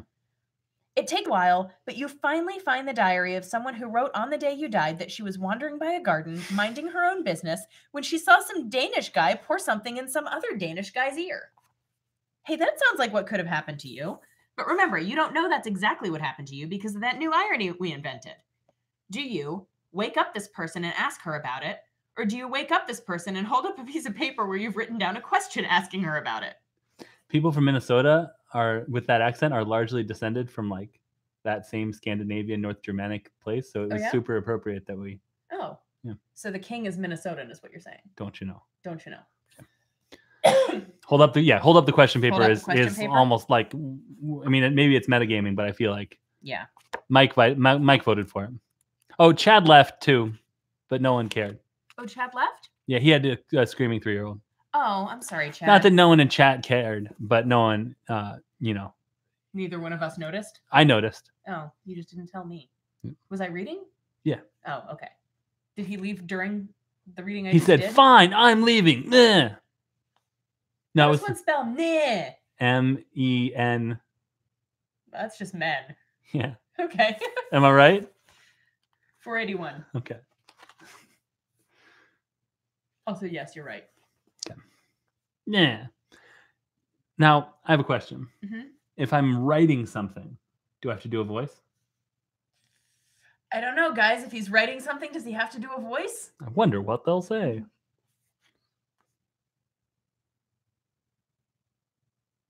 Yep. Okay. You grab a piece of paper and write down the words, Hey, I'm not here to kill you. I just want to know about that murder you maybe witnessed, don't you know? But in Danish, of course, ha. You gently shake the woman awake while holding the piece of paper up in front of her. She's freaked out initially. She was just woken up by a ghostly apparition from beyond the grave. But once she reads your note, she looks at you suspiciously and says, For real? That's Julia Child. Oh, is that Julia? Oh, I thought, is this Gertrude? No, it's some lady. Oh. Well, then what is Gertrude going to sound like? Maybe this is Gertrude and it's an origin story. Oh, there we go. The origin story of how Gertrude met her first husband? Yeah. After he died? Shakespeare wrote Ghost Dad. Oh. Yeah. I didn't know that. Now you know. Is that what Ghost Dad is? It's actually just Hamlet? No, Bill Cosby falls off a bridge and is... Yeah, no, I know. Oh, okay. And it's the story of Hamlet. Right. Told from the perspective of Hamlet's ghost dad. Right. The bridge, Hamlet's uncle, killed his father, Bill Cosby. Right. Fuck Bill Cosby. All right, so... No, thanks. Yeah, that's fair. There's a dark joke.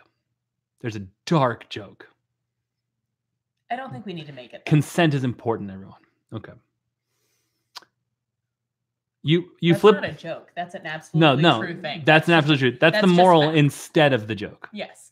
You flip over the paper and write, Yeah, I'm that dead guy that got killed maybe. And I guess I want revenge, my death or whatever. Want to revenge my death or whatever. Where the fuck in Minnesota do you live? Mississippi soda? Okay. Mississippi in a soda? Okay. But please speak slowly as Norwegian is not my native language. Apparently neither is Minnesotan. I'm from Denmark.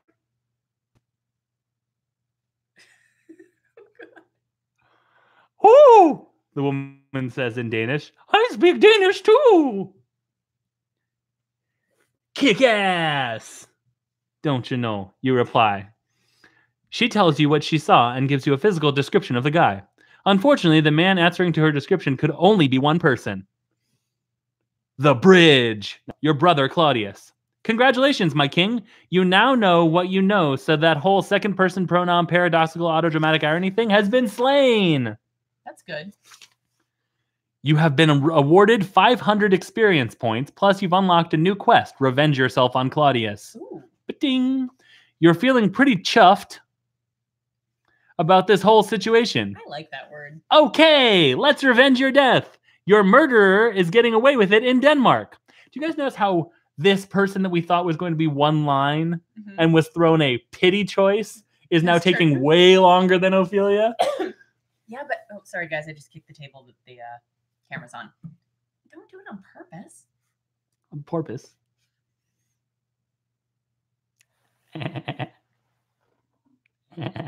Any questions? Ah! I'm sorry, I had to do that. Kaylee's very confused by that guy, by the way. Yeah. Mommy, what is that minifigure with pumpkins on him? Just show her David S. Pumpkins. I told her it's David Pumpkins, and she did not seem to be satisfied by that answer. No, that's fair. Then she asked me when I was going to get some superhero minifigures. Mm-hmm. What'd you tell her? No. Okay. If you want to swim back to Denmark, turn to page 512. If you want to wait for the next boat back to Denmark, turn to page 490. Swim or boat? Feels like float. Uh-oh, New Matt's yelling at me. New Matt, why are you yelling at me? Swim. Mark says swim.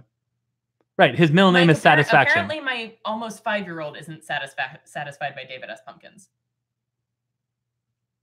Oh, she can have superhero figures. I'm not getting superhero figures. Oh. Andy and Amity said boat. Oh, okay. Mike We've got 2 for and Mark. swim and 2 for the boat. People with A names want boat. People with M names want swim. New Matt? New Matt, what are we doing? Oh, Says we're swim. swimming. All right. Okay. Did you do that just because of the M thing? I'm a little disappointed that fly home wasn't an option. For real. Like, what's the deal? Tribal. Totally tribal. All right. So we're swimming. We're swimming. 512. We're using a lot more of the back of this book than we did the other one. That's true. Remember we looked at the back of the book a little bit and there was like some craziness? I guess this is why. But it didn't give us an option to be a dead guy in Romeo and Juliet. Didn't it? Not in the first choice you make. Fair. 511? 512. Oh, probably for the best. It's like 200 kilometers between the two nations. You know that, right? Apparently not, double question mark. So you start to swim back to Denmark, but it's a lot of work to keep your body corporeal so that you can swim. So eventually you get tired and stop. For a while you float above the water, but that gets boring. So for most of the journey, you float down to the ocean floor and travel along it. Hey, there's a sunken pirate ship here. Hey, there might be treasure in it. Examine the pirate ship or ignore it and just arrive in Denmark. Pitch for a sitcom about a ghost who's in the army. Corporal corporeal. Ooh. Corporal incorporeal. General Ghost. General Ghost. New Matt says pirate ship. Says pirate ship. Amity says examine. Yeah. Mike says pirate treasure. Okay. Were we ever not going to examine the pirate ship? Just once we should completely ignore what they say. Because we're jerks. Which one? 461. Man, it's awesome. And it's so cool to be an underwater explorer who doesn't need to breathe. I mean, it's kind of hard to see things out of light source, but your ghostly body glows a little when you want it to, so it's not bad. The pirate ship itself seems recently sunk. There are bodies trapped below decks, and yeah, that's unpleasant. The ocean bacteria haven't really started decomposing them yet. Bodies, man. Being corporeal, man. I don't know. You find the treasure room, and it's empty. It seems like this ship was attacked, raided, and then sunk. Somewhere up above your head, sailing on the surface of the great ocean Atlantic, is a really tough pirate ship that's just looking for treasure and or trouble. Too bad you're already dead, huh? But even if you were alive, what does a ghost need with money anyway? So I guess this has kind of been a pointless but still awesome endeavor. Spelled with a U. Canadian.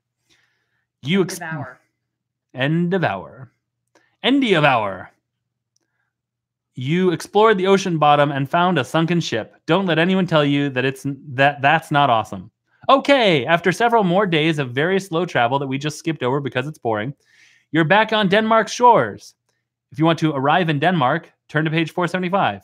Or, you know what? Go back and explore the ocean some more. The ocean rules. Turn to page 435. Denmark or ocean? That lifelong choice that Danes have been making since time immemorial. We've got one vote for Denmark. Mike would watch General Ghost, but it would be, what if it was called Corporal Incorporeal? Okay, everybody wants to go to Denmark. Mark, I appreciate your spelling. Yeah, good job, Mark. Everybody wants to go to Denmark. All right, Denmark. What? New Denmark. Denmark? New Denmark. New. No. No, not that at all. Now you're just mashing people up. Friend of the podcast, Tema.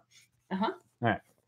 Not our podcast. Not our podcast. I mean, well, it's kind of. I don't know if she listens to our podcast, but she and I have become friends. She's my Facebook friend. Uh-huh. Yeah. And my Twitter friend, too. Well, brag. I mean, you could follow her.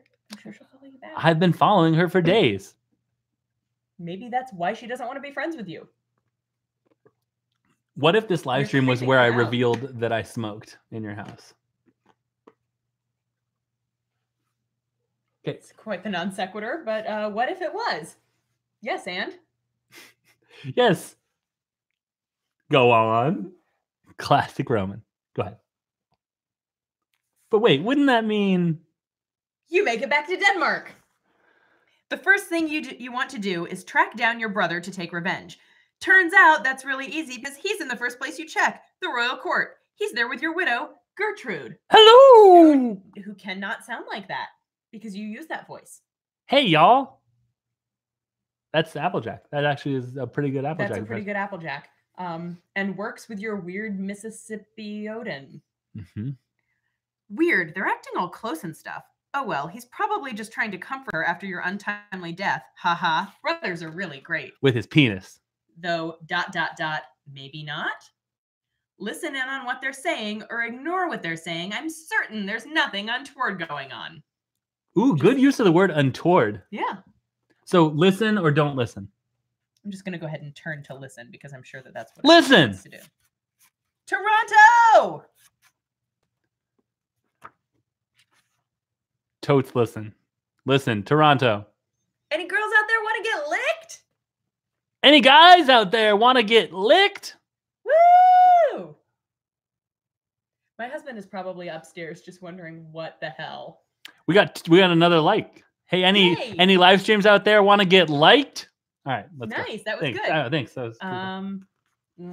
490. I lost 5. 495. This one. Yep. Have we done a voice for Claudius yet? No.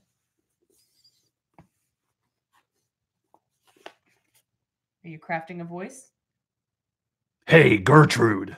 He sounds like Laertes, but yeah, it's his prospective son-in-law. No. Claudius is in no way related to Laertes. Or Ophelia. Right. Yeah. Except what if Hamlet and Ophelia got married? He'd be her stepfather-in-law. That's true. / uncle-in-law. Stepfather, uncle-in-law. What does that movie? What does that make us? Absolutely nothing. Step Brothers? No, it's older than that. I don't know. Yeah, old gin. It was cold gin. I know everyone. Oh, Spaceballs. Right. Thank you, Mark. Thanks, Mark. Says Claudius. Ben says Spaceballs. Hello, Daniel Valentino. Oh, hey, what's up? The next one. That's a lot of pressure, Daniel. I sure am happy that we married each other, even if it was so soon after your first husband died under mysterious circumstances. Sunday. Sorry.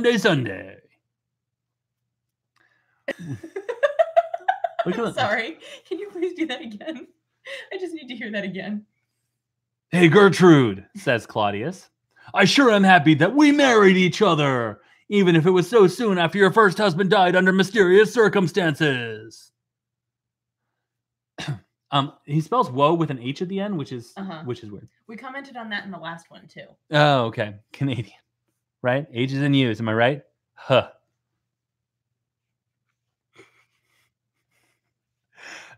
Whoa, that certainly was, in terms of exposition, a very efficient sentence. You decide instantly that your initial revenge plan, haunt a mirror so that instead of Claudius's reflection, he sees you, and then you mirror his movements so he's not really sure what's going on, tee-hee, is needlessly complex and stupid. Dude killed you and married your widow. Since you are from olden times, you have an extremely old-fashioned sense of ownership over female sexuality, so this really gets stuck in your craw. Do you hate that, or does my wife hate that? The term stuck in your craw? Yeah. That must be your wife. Yeah. My wife hates that. I don't really have an opinion on that. Instead of... My wife. I'm sorry, you had an opportunity and you didn't take it. Instead of spooking Claudius, you decide to kill Claudius, complete the quest, or get your son to kill Claudius instead. Well, guys, do we want to do real Hamlet, or do we want to take matters into our own hands? Or efficient Hamlet. I mean, Hamlet does eventually complete the quest.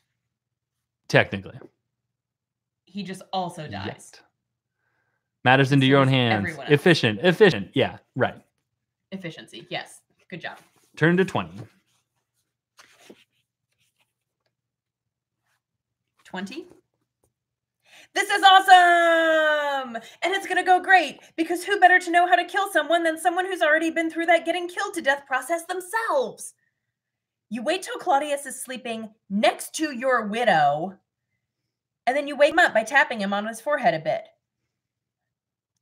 Okay, I'm sorry. Can you do the voice for me one more time? Of Claudius? No, the voice of a Mississippiodian. Okay. It is like it's like It's like, hey, it's me. Hey, it's me, don't you know? Yeah. Okay. You whisper, your brother, the one you murdered, don't you know? Yeah. Authentic. Okay. As F. And do Claudius again? Did you just say as F? Yeah. Hi, Liz. Hi, Liz. You made it.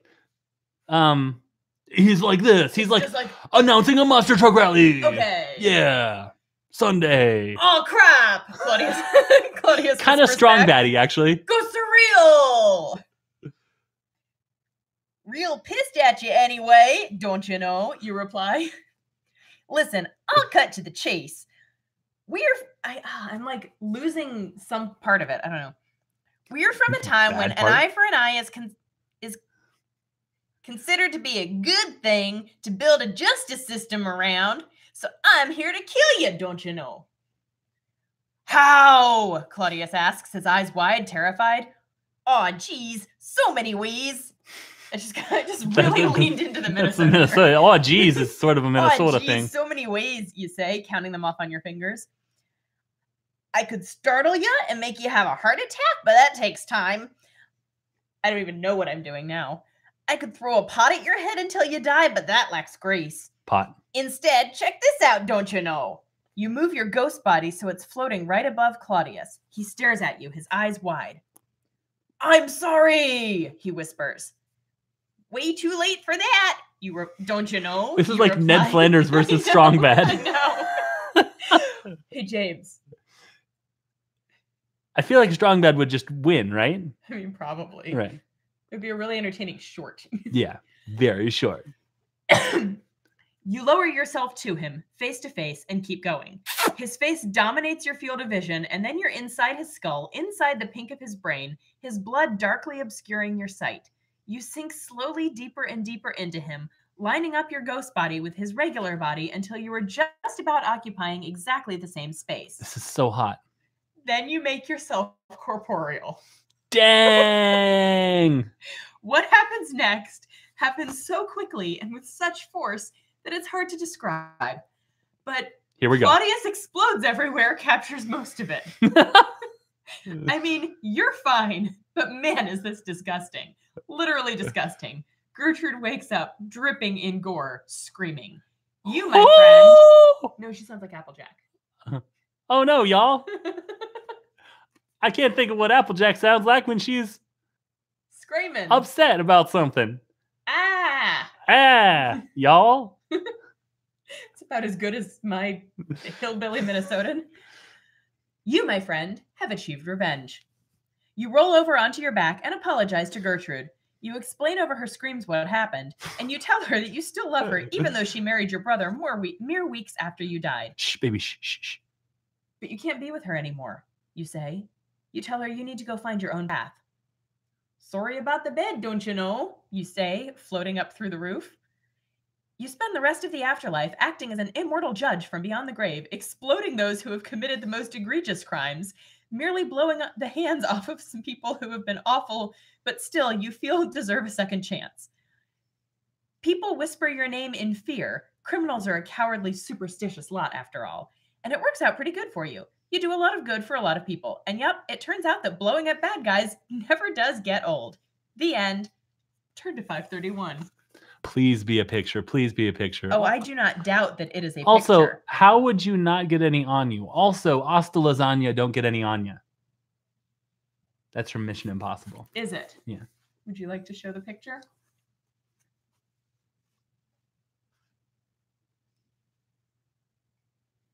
Do you see the pieces of him? There's some pieces of him. Mike, I am also in love with this ending. I don't understand how he didn't get any on him. Because he was inside him. Yeah. And when you're inside someone, you get stuff on you. Do you think he made him... I mean, you're not wrong. Do you think that after he exploded him, he made himself incorporeal and then all of the stuff fell to the bed and then he made himself recorporeal? Yeah. Like really quickly so that Gertrude was so busy screaming. Right. Can you do the scream again? Oh, no! No. Oh, right. Oh, no, y'all. Thank you.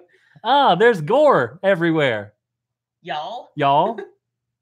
That's Apple jacked up. It was good. Thanks. Do we want to be Hamlet before we close out? It's up to you. I mean, we've got 2 hours worth of material that I'm going to have to edit down to an hour-ish. This might be 2 episodes. Elizabeth has called us on phrasing about 6 times. I know. Yeah. Elizabeth, you're calling us on phrasing like you don't think we're doing it on purpose. Porpoise. I made that before. That's a porpoise. No, I know. I don't even know you guys. Okay, good night, everybody. I guess we're done now. Forever. We had a good run. 100 and done. 100 and none. Oh, I don't think we're actually going, though. Mike, no, God, no, please, God, no! We need your attention to live. I vote we do Hamlet to one ending. Okay. And then we call it a night. Okay. It's a night. Oh, no! I don't remember how to... Oh, I can't get no respect. Hamlet, turn to 14.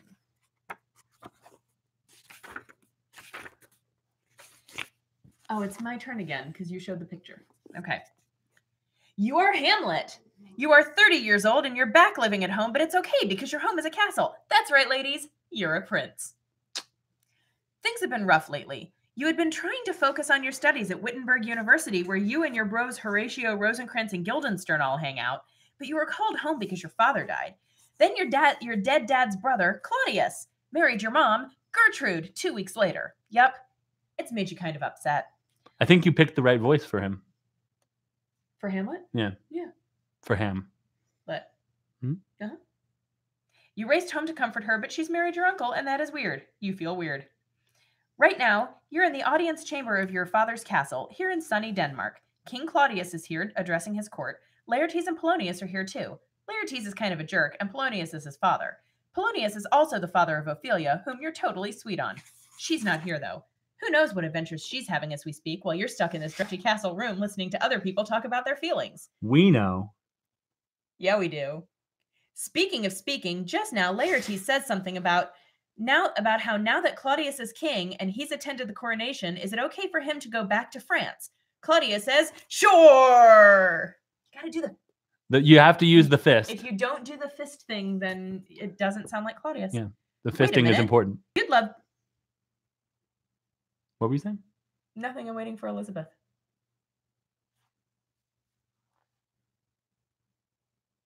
Yeah. Yep. The fisting is important. Yeah. I'm sure she'll catch up soon. I said the fist thing. What? Oh, I thought you said the fisting. No, I did. Okay. I'm a master of deception. Where am I? Oh, I'm over here now. Well, oh my gosh, where am I? I can only really move there or there. It's true. Otherwise, you knock things over. Like the mic or me. Right. Wait a minute. You'd love to leave too and go back to school, away from this weird incesty thing your mother's gotten herself into. It's so gross and weird. Ask Claudius for permission to go back to school. Turn to 66. Hold your tongue and just wait around. Turn to 545. You look like some kind of extra demented Jack Sparrow right now. I'm channeling my Hamlet frat boy. Yeah. Join me, won't you?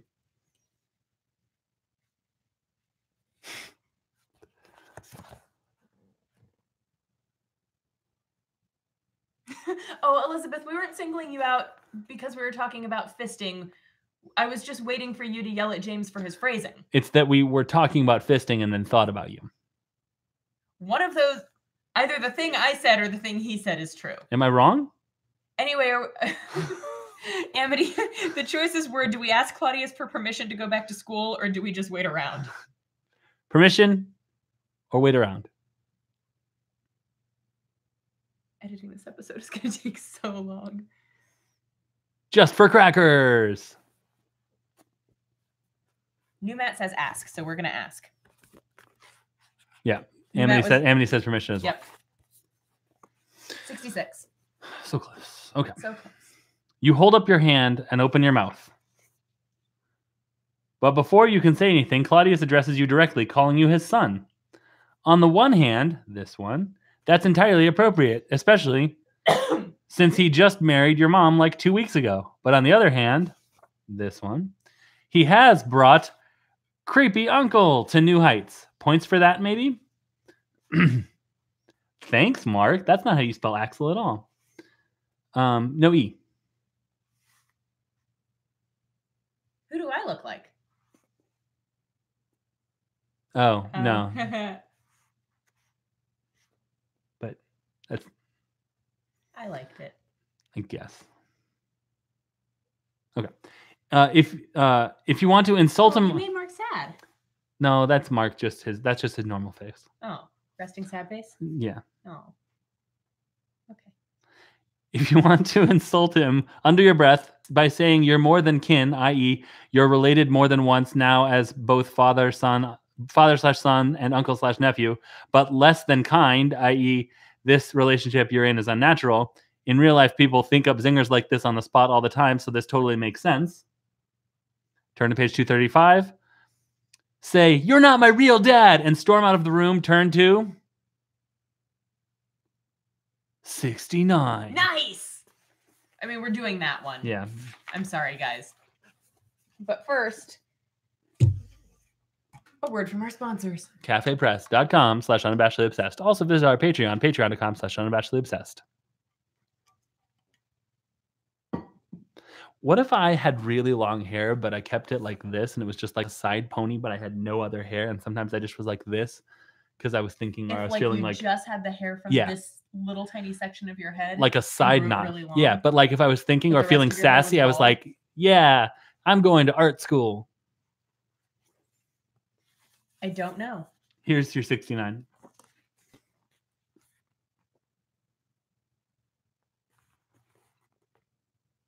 Listen! While you're busy doing that, your friend Horatio bumps into you and tells you, A, he's in town for your dad's funeral/mom's wedding, and they serve leftover appetizers from one at the other. B, ghosts are real. C, he's seen one, and so have a bunch of other guys. D, it keeps showing up at the same time. And E, he's pretty sure it's the ghost of your dad. Finally, some adventure, some closure. You agree that you'll come with him tonight to see the ghost when it shows up again. It's such an obvious decision that it kind of feels like you don't even have a choice in the matter. Do you agree to go with Horatio tonight and see the ghost when it shows up again? Turn to 164. Yes. Yes, you do. Yes, you do. You do that. Do. Man. Oh, that's a short one. And you don't have to make up a voice for Horatio. I'll be there 11:30 sharp, you say, and Horatio leaves satisfied. Well, now you have 8 hours to blow before it's time to meet ghosts. It says that right here. Okay. Right all over this page.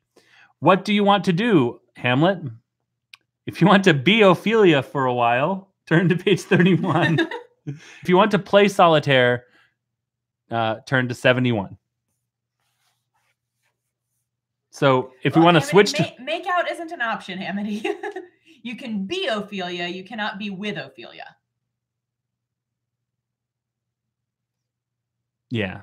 I think Solitaire. we've been Ophelia. We've been Ophelia. I mean, it is. I mean, you're not wrong, New Matt. We could just like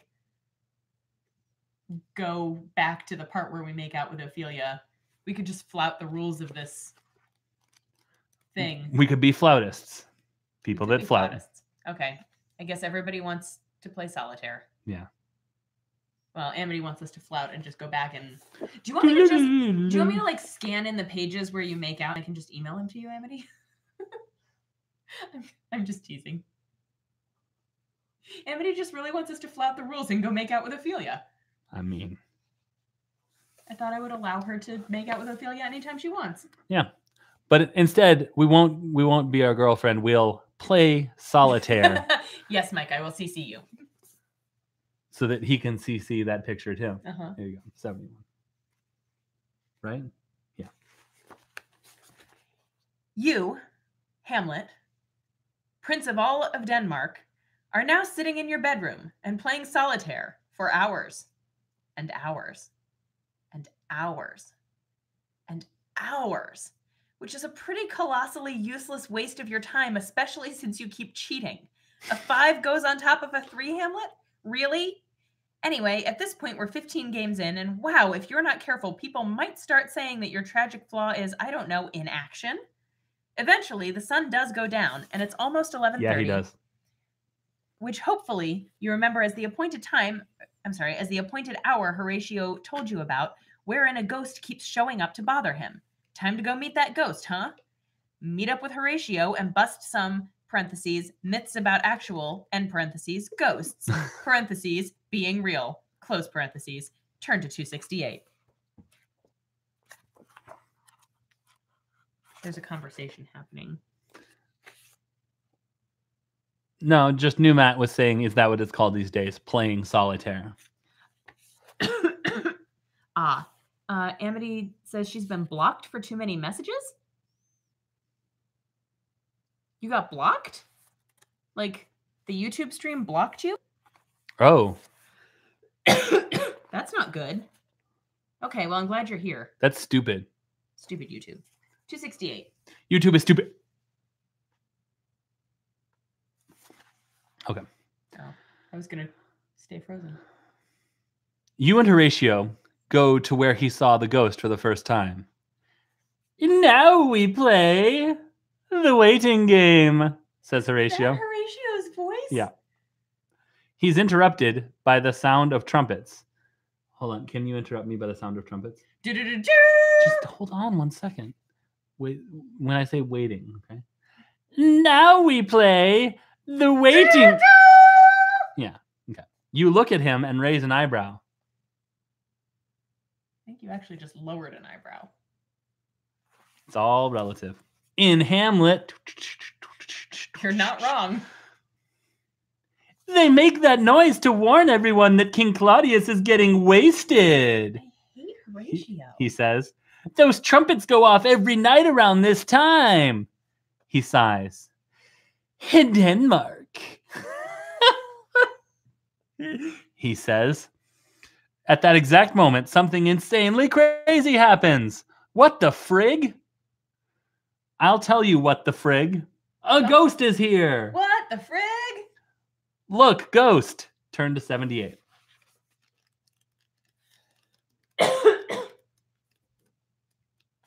Oh no, I passed it.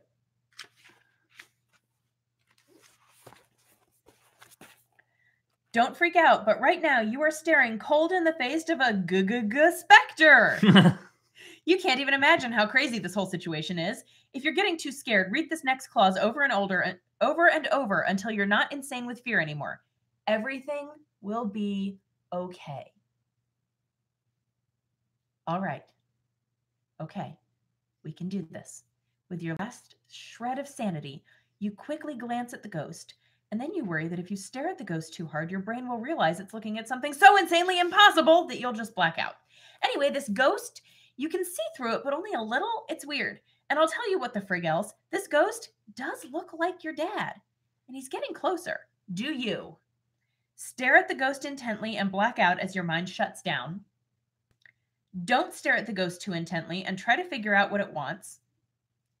run away. So stare it down, don't stare it down, or run away.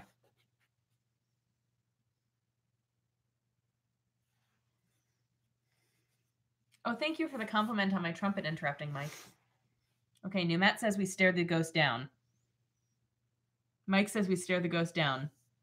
Okay, everybody. Mark says we stare the ghost down. Okay, so we're going to stare the ghost down until we'll... Stare it down to downtown. Wow, I just punched. Fuck you, Mike. Your phone stand. All right. All right, this is starting to get uncomfortable. Yeah, that's why I let it slowly fall in front of my face. I didn't realize that you did that. Uh-oh. Did you tie this tie recently? Nope, it's from the same from the last time. Okay. I mean, this is the first time the ties have happened. It feels like it maybe has been tied for a few weeks and the knot has gotten slightly confused. All right. You stare at the ghost intently and your brain shuts down and you collapse unconscious. Surprise? You are now the ghost. Before you is the unconscious body of your son, Hamlet. It looks like maybe he tripped too many balls. Is that actually what that says? Yes. Is tripping balls a drug reference? Yeah, like if he was tripping, like on, yeah. What kind of drug is balls? Yeah. An addictive one, right? No, but gross. No, but seriously, like what? Acid?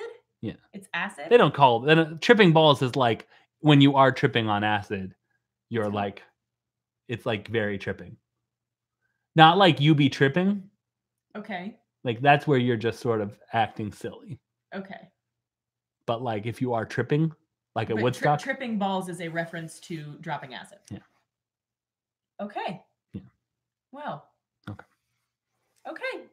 We did it. We made it to drugs. And that wasn't me. We always do. That wasn't me. You're the one reading this page. It wasn't me. Ryan North. Yes. Made us talk about drugs. That's definitely what happened. There were a lot of balls lying around, and Hamlet tripped on one too many of them. Oh. Maybe several. Bottom line, too many balls were definitely tripped right here. You expected more from your son than this. To be precise, you expected to be able to tell him that you were murdered by your brother and that he should, revenge your death. Instead, you're staring at a dude who can't even touch. You stick a finger inside Hamlet's head. This is so sexy. Thinking that maybe if you touch, just got so much more incestuous. That maybe if you touch his brain, he'll wake up. But brains don't work that way, at least not with immaterial fingers made out of ectoplasm or whatever. And you don't make your fingers solid, which is good because that definitely would have killed him. Oh, we know. Wait for him to wake up. Turn to page 312. See if there's anyone else you can tell about your murder. Turn to 2. Are we sticking with Hamlet or are we going to find someone else? I do want to remind everybody before they weigh in what Horatio's voice sounds like. Okay, apparently Amity wants to hear Horatio some more. It might not be Horatio. It might not be, but it probably will be. But yeah, Horatio's the other one standing right there. Hamlet's first. Maybe it's Fortinbras. What does Fortinbras sound like? Well, in the Wrinkle in Time books, Fortinbras was the name of the dog. I can work with that. Oh, but it's not that. Is it Horatio? Yeah. Oh, what is Horatio? Like a villain in a cartoon. Sounds like Garfield the Deals World. A little bit, yeah. But like, if you do this with your fingers, creepier. Yeah, okay. It's kind of like if Mr. Burns were Garfield the Deals Warlock. Okay, we're gonna go talk to Horatio the Deals Warlock. You look around and see Hamlet's friend Horatio nearby. He looks like he's freaking out. Hey, you say, listen, Horatio, right? Listen, don't freak out. You sound like not Clint McElroy promoting the Max Fun Drive, like his like radio voice when he's like, "Yeah, the deals are number 2." What? What? What? What were those words they just put together? I have no idea. I just assumed that was a thing that he had said because I am not caught up on Taz. He seems to freak out a little less. That's good.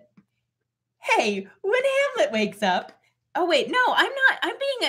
I'm doing a Horatio voice, but I'm supposed to be doing a Minnesota voice. Oh right. There's a very distinct difference. There is. Hey, when Hamlet wakes up, can you tell him my own brother murdered me, don't you know? You ask. Tell him I'm looking for a little revenge, don't you know? Horatio nods meekly. If he doesn't want to do it, then I'll make sure to revenge you, Mr. Your Majesty's ghost, sir. This is like an episode of Fargo. Just sir is fine, don't you know, you say, smiling in what you hope is a reassuring way. You look at Horatio for a moment. Well, great, you say. Perfect, don't you know. Horatio looks at you. You look at him. He scuffs his feet a little. So, I guess that's it, you say. With my unfinished work now, finished. I suppose it's time for me to die for real now, don't you know? You fade away in a shimmering light, certain that with Hamlet's intensity and Horatio's probable competence at actually achieving goals, you'll be revenged in no time. What could possibly go wrong, right? Exactly. This is most assuredly 100% solved for real. It's too bad you couldn't stick around to watch the revenging go down, but you don't make the rules. Hey, I guess you're about to find out who, if anyone, does. The end. Turn to 318.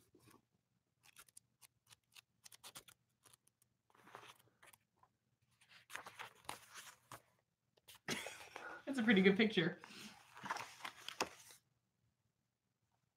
What is Zub?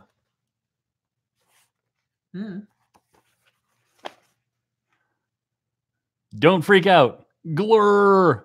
Oh, hey, that's what Ryan North. Zub? Oh. Yeah, Amity, the use of the word revenge instead of avenge has been really bugging me too. It's same. I'm hoping it's a running gag and that Ryan North is... That's Ryan North. That's what Ryan North looks like. Okay. So that's it. Yeah. Yay! I think for the sake of me editing this later, we should go ahead and call it. Okay, so let's do social media really fast. Yeah, super fast. We have a Facebook group, Unabashedly Obsessed with Unabashedly Obsessed. It's good and you should join it. Yes, you should.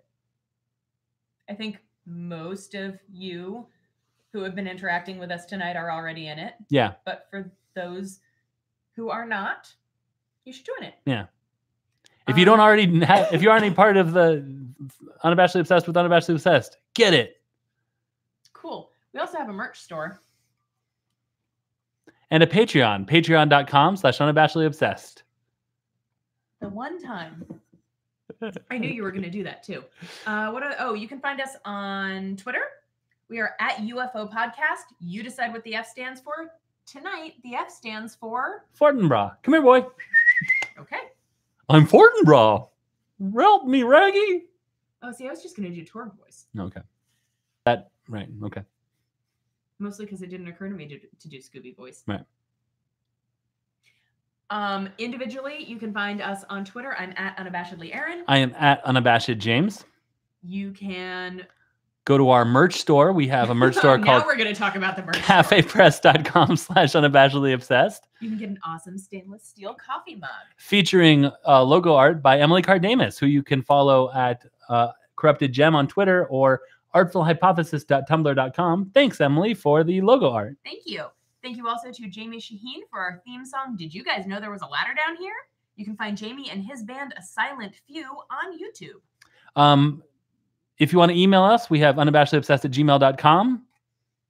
Man, we're just playing Calvin Ball with social media tonight. Yeah. And if you want to play Calvin Ball with us, join the Facebook group. Yeah. I mean, that's basically what the Facebook group is. It's just us playing Calvin Ball. It's true. Whew, this has been a really tough to edit for someone episode of Unabashedly Obsessed. I'm James. I'm that someone. And smoking kills. And so do pennies. Are we? Hello? Are we? Yeah. What? Are we? What? I don't. Yep. Are we? But it. Hit the. Bit. Get. Yeah. Zip. I don't. What?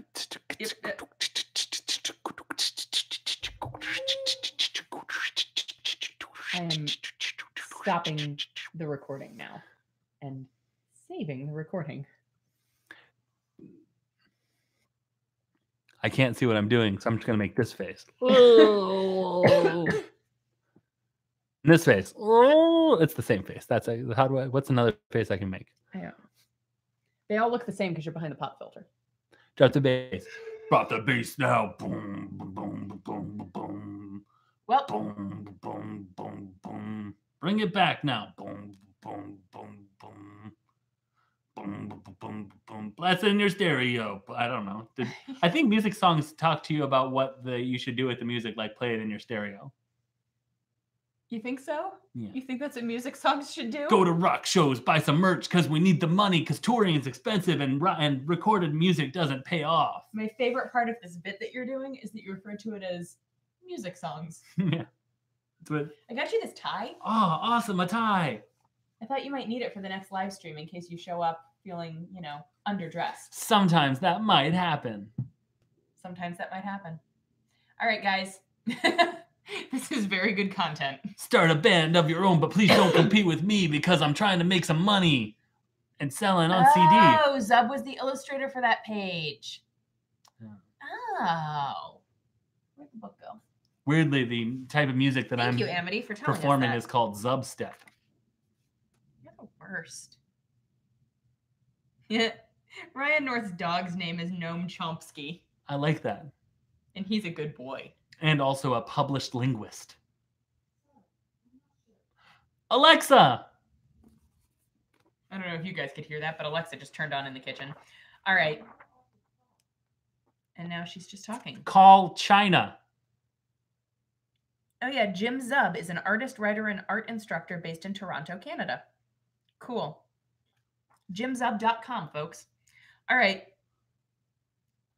I am tired and my ear hurts. I have an ear infection. So I think I am done for the night. Do you have one more bit you want to do? No. You sure? Yeah, I'm totally normal. I'm just a serious guy who's just like living this life, just trying to make it in this world today. Just, it's like a work a day, dime a dozen, dog eat dog, WarioWare world. So I hear you. What I think you're saying is that it's hard out there for a pimp. It's hard out there for a lot of people. Not just pimps? Pimps. Hoes? Architects. It is hard out there for architects. Boatswains. They gotta is it pronounced boatswains? No, it's pronounced boatswains. That's what I thought. if you wanted to pronounce it boatswains because it's so hard out there for them. It's like how waistcoat is pronounced waistcoat. And cummerbunds are pronounced belts. And that's going to do it for us today. All right. Thank you guys for joining us. Bye. We love you all. We will see you at our next live stream. Yeah. This is what a live show would be like, honestly, except worse seats. And probably not in my my office. And if you tried to throw fruit at us during the live stream, it just hit your computer screen. Yeah. Send a photo. A live show might involve less my dogs freaking at each other. I still don't know what that was. Okay. You could see our whole face. Could you? Could you see our whole faces? All right. Night, guys.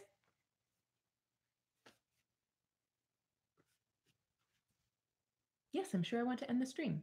Not yet. Not yet.